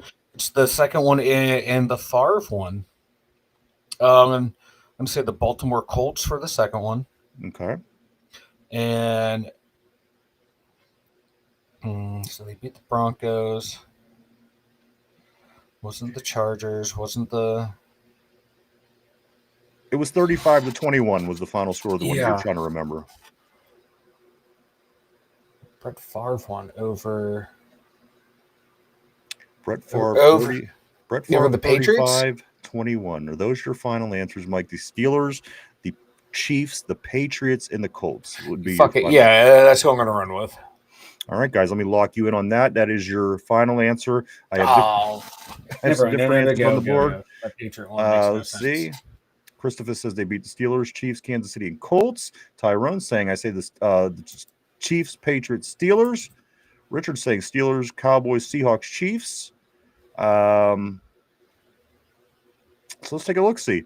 The question of the day, of course, is in the Super Bowl era, the Packers are 4-1 in Super Bowls. Their only loss coming to Denver in Super Bowl 32. What are the 4 teams they beat, Mike? In Super Bowl 1, it was, in fact, the Kansas City Chiefs. Mm-hmm. In Super Bowl 45, it was the Pittsburgh Steelers. In number 31, it was, Mike, you were right, New England. No shit. 35-21, that was the Desmond Howard. Had a big day on the return game for the Packers in that Super Bowl. And the one that everybody... Was Bledsoe quarterback in that game? Bledsoe, yes. Bledsoe, okay, that's what I thought. And finally, guys, the one that nobody knew. This one nobody knew. Super Bowl 2, the Oakland Raiders. Oh! The hated Raiders. I was trying to go through AFL teams, and for some odd reason. So the answer, guys, I was thinking East Coast. Kansas City Super Bowl 1, Oakland Super Bowl 2, New England Super Bowl 31, Pittsburgh Super Bowl 45, and they lost to Denver in their back-to-back. Green Bay was going for back-to-back. Denver won, and then Denver ended up going back-to-back instead. In the 90s is how that played out. Scott, I this caught my attention. Hold on, let me see. I don't want to miss any. I don't want to miss any Your Mama jokes. So let me look back here a little bit. First, let me say this. Christopher says if we can shut down Miles Garrett, we can shut down Micah Parsons. Cleveland beat this team, and so that's what I'm saying, guys. I think it's winnable. I'll get more positive as we get closer to the weekend. I promise. I just had to get this conference out of me and everything that went on with we'll be all right. We're winning this football game. Tortilla says your mama's so fat when she sat on Walmart, she lowered the prices. Corey says your mama's so broke she put White Castle on layaway. Oh damn. Let's see what else. Cody said, Corey, you're winning today with that one. And I think there was another one up here as well. I don't. Scott says your mama's so fat that she hula hoops with the equator. Nah, that's a classic. That'll keep the morale of the troops up. Just throw your mama jokes out all day on the terrible board. I think we'll be just fine. Mike, you got the trivia out of the way. Let's take a look.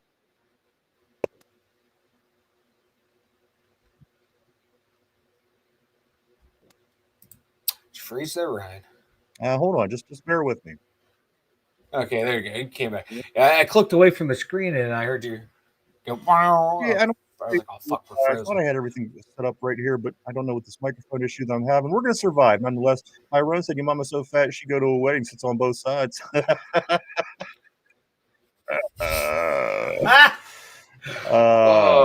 Guys, let's get into it. This is the white, my all-white team. Of course, we started the draft. Yes. Yesterday, Mike. This was my picks as of yesterday. I'm trying to create an all-white team that might be competitive, and I think we're doing a good job so far. My first 5 picks, Mike, yesterday were Christian McCaffrey was my running back. Tom Brady. Yeah. Tom Brady's my running back or my quarterback. I'm sorry. Travis Kelce, you kind of questioned me, and after you did, I kind of questioned myself. Should I have gone Gronk? But you know what? I'm going to stick with my Travis Kelce. Cooper Kupp is my one wide receiver, and Jason Sehorn, of course, the longtime Giants corner. Mike is my corner. Today, I'm selecting the next 5 players on my team, and it's going to look a little something real quick, just for people. Yeah. For people who didn't see, Ryan's doing the best players for the past 25 years. Yes. If you missed up on that, because I don't think there's enough white guys in the league now to be able to put a team together that would be competitive at the highest level. I'm trying to come up with the best team full of white guys that I could possibly can. Believe me, it's a challenge. But here we are. The first 5 yesterday, these were my picks. McCaffrey, Brady, Kelce, Kupp, and Sehorn. I got my 5 for today. You ready, Mike? Are you ready for my 5 for today? I am ready. I am ready. Continue this team to go up against Rashard Mendenhall. Again, Mike, here we go. My fullback.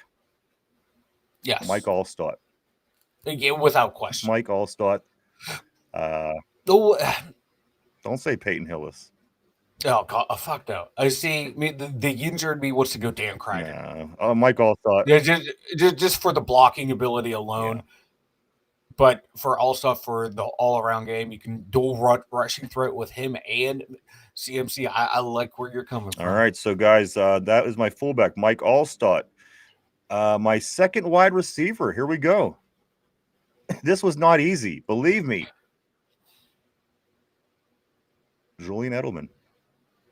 Only because of Tom Brady. If Tom Brady wasn't, they got that connection. If he wasn't my quarterback, I wouldn't have taken Edelman. Who's the white guy who was up with the Vikings? Adam Thielen. Adam Thielen. Which he could have been. He was an option, but I went with Edelman, Mike, because again, I like Tom Brady. That's the only. Yep. So today I added Mike Allstott. I added Julian Edelman. I'm going to add one more guy on defense. On offense, I'm going to give you a defensive player and my special teams player for the day. Mike, my third offensive player on my team is Jeff Saturday. He is my center, the longtime all-pro center out of Indianapolis. We mentioned him earlier today on the show, as a matter of fact. Yeah. Jeff Saturday, Mike, is my center. Now I'm going to make my defensive pick. I really have very little options at this position.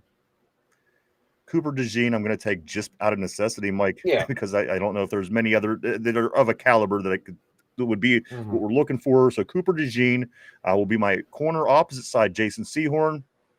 And this is kind of an easy one here, but I'm going to go. I'm calling a special team out a player here, Mike, with Adam Vinatieri. I think he was just one of the better kickers through the past 25 years, quarter century. So Adam Vinatieri, Mike, this is my team as we speak. Tom Brady at quarterback, Christian McCaffrey tailback, Mike Allstott at fullback. My wide receivers are Cooper Kupp, Julian Edelman. My tight end is Travis Kelce. Jeff Saturday is my center.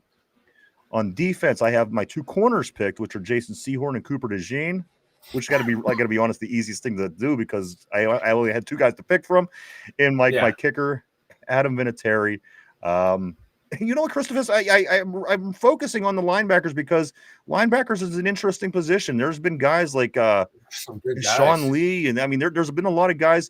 And again, some people might think that Urlacher was overrated, which I tended to think when he was playing. But we will get to them guys as the week goes on. Mike, I do plan on wrapping up this team by the end of the week, so I only have 10 now. But if I have to add more at the end of the week just to get caught up, I will. But as we speak, Mike, that is my team that I'm building to take on Rashard Mendenhall because he's insane. And I think your D line's where you're going to get into a problem. I think D line's going to be your biggest issue. Safeties, you got a couple options. Safeties. We got safeties. Do they match up with some of these guys? No, but some of them are right there. Like, hey, what you got to say about Isaiah Loudermilk? That defensive line is going to be tough. I agree. Yeah, that D line is going to be if you have to conscript Isaiah Loudermilk for Team White. Who's the other guy we had? Harry Mandouche. What was his name? Harry Mandouche. What was his name? He might Mondu. That's right. Mondu. Henry Mondu. Hey man, you get Logan Lee. Oh, look at that, Brett Keisel. That's a good one. Okay, so this will be easy. Okay, well, stop. You're ruining my. I know. All right. I know. Now I'm getting excited for the game right now. Maybe I'll let you be the defensive coordinator and try to figure that out. But let's get, Mike. I don't want to miss. There's a lot of Yo Mamas before we do get ready to take off for the day. I'm seeing them pop up out of the corner of my eyes. We're talking, and I'm like losing my shit here. Let's jump into it here real quick and get some of these Yo Mama jokes out the way. Cody says, right here, I'm going to go, Yo Mama, so old she walked out of a museum and the alarm went off. Phyllis still says, Yo Mama is not your mama. You know what I'm saying? Corey says, Yo Mama's so hairy they filmed Gorillas in the Mist in her shower. Cody said, Your mama's so old, the new Burger King. Hold on, your mama's so old she knew Burger King when he was a prince. Tortilla said, Your mama's so fat the Jets took her round 1. Oh shit. Oh damn. Oh, this one bad. Phyllis still said, Your mama's Aunt Peaches. Oh, Steele, come on down. That was brutal, man. Come on, man. No, don't take your anger out of me out on Aunt Peaches. It's true. Scott said, Your mama's so fat that when she steps onto the scale, it says to be continued. I like it. Jamal likes Edelman. Yeah, you know what? It had to be a package deal. If Tom Brady wasn't my guy, because like Wes Welker, when he left, he was great when he was with Brady, but when he left, he was just average. So again, that was a package deal. I wouldn't have taken Edelman if I didn't take Brady. He also says defense will be easier than finding white receivers. You're absolutely right. I think, like I said, linebackers. I think there's been enough white guys over the years and things like this. Let's see. Cody said, Your mama's house so dirty she had to wipe her feet before going outside. And that's where I was going with that, Corey. Wes Welker. He was the same thing. He was equivalent to Julian Edelman for me, and I just went Edelman on that. Yeah. Give me Edelnut. Jamal says Ed McCaffrey and Christian McCaffrey. The thing about Ed, he wasn't great. Mm-mm. I mean, he was a solid wide receiver on that Denver team, but he wasn't really even talked about back then when they were winning. He wasn't like McCaffrey is definitely more known. Christian McCaffrey, I'm sorry, than a lot of people just wasn't talking about Pops. Like I said, they knew he was like a Jordy Nelson, kind of had the same build as Jordy Nelson. That was basically what you got with Papa McCaffrey. Loudermilk is sour milk, Scott says. Harrison Smith can certainly be up there as well, Tyrona. That was my first thought. That's why I always take my Vikings too on Madden through all them years, because Harrison Smith's been there. And then finally Tyrone says, Your mama's so fat she walked past the TV. I missed 3 episodes. Oh shit! That's good. And some of these episodes can be hour long. That's good, man. That's a big bitch. Great stuff, Mike. And it all goes back. And I remember I was saying yesterday when I was on work the other day, they asked me on the air what my favorite movie was, and White Men Can't Jump. Where else? I mean, this movie was riddled with your mama jokes and jokes like that. So always my favorite, guys. You'll keep the morale of the troops high if you throw up some your mama jokes every once in a while. Jokes. Yes, Cody. Right. Luke Coakley is certainly on that list. Mike also. Christopher says that your mama joke started with black people. Let me shut it down. Your mama's hair is so short she rolls up her hair with rice. you guys feel the steel. Absolutely, my man. Everybody, we all do. I love not only mine, but I love your mamas as well. I hope everybody's mother is doing well heading into this week 8 of the NFL. Again, tomorrow, don't forget to get those picks in, guys. If you are doing the CBS Pickles before the Thursday game tomorrow, you don't want to miss out on a game. If that be the case, and if you haven't signed up, just go hit the link, sign up. It takes under 30 seconds, and it costs nothing. Just go over and play some picks. Have some fun with us, guys. It's been a blast. Scott says, your mama's house so dirt.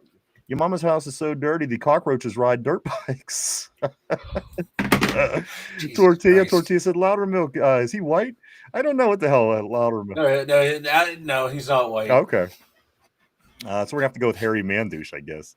No, we'll look into it. I got to get more into depth and see what we got going on as far as those positions. I acknowledge some of them will be more difficult, but we will have them. I swear to you. By the time we wrap this week up, guys, I will have a complete team named to take on Rashard Mendenhall. Lamar Jackson is practicing. There's something. See, look, all he had to do was get high, go hit up a food truck, and magically the It all sounds good to me so far. Finally, that's my healthcare routine. One thing I do want to say is this, Mike. Aaron Rodgers and company, Steelers did show up for the Penguin game last night. They were spotted wearing their Sidney Crosby captain jerseys, Aaron Rodgers, and I didn't really catch who the other guys were, but I seen the video, Mike, and they were at the Penguin game cheering on their hockey counterparts. It looked good. It looked like Aaron Rodgers will hide in the O line. Yeah.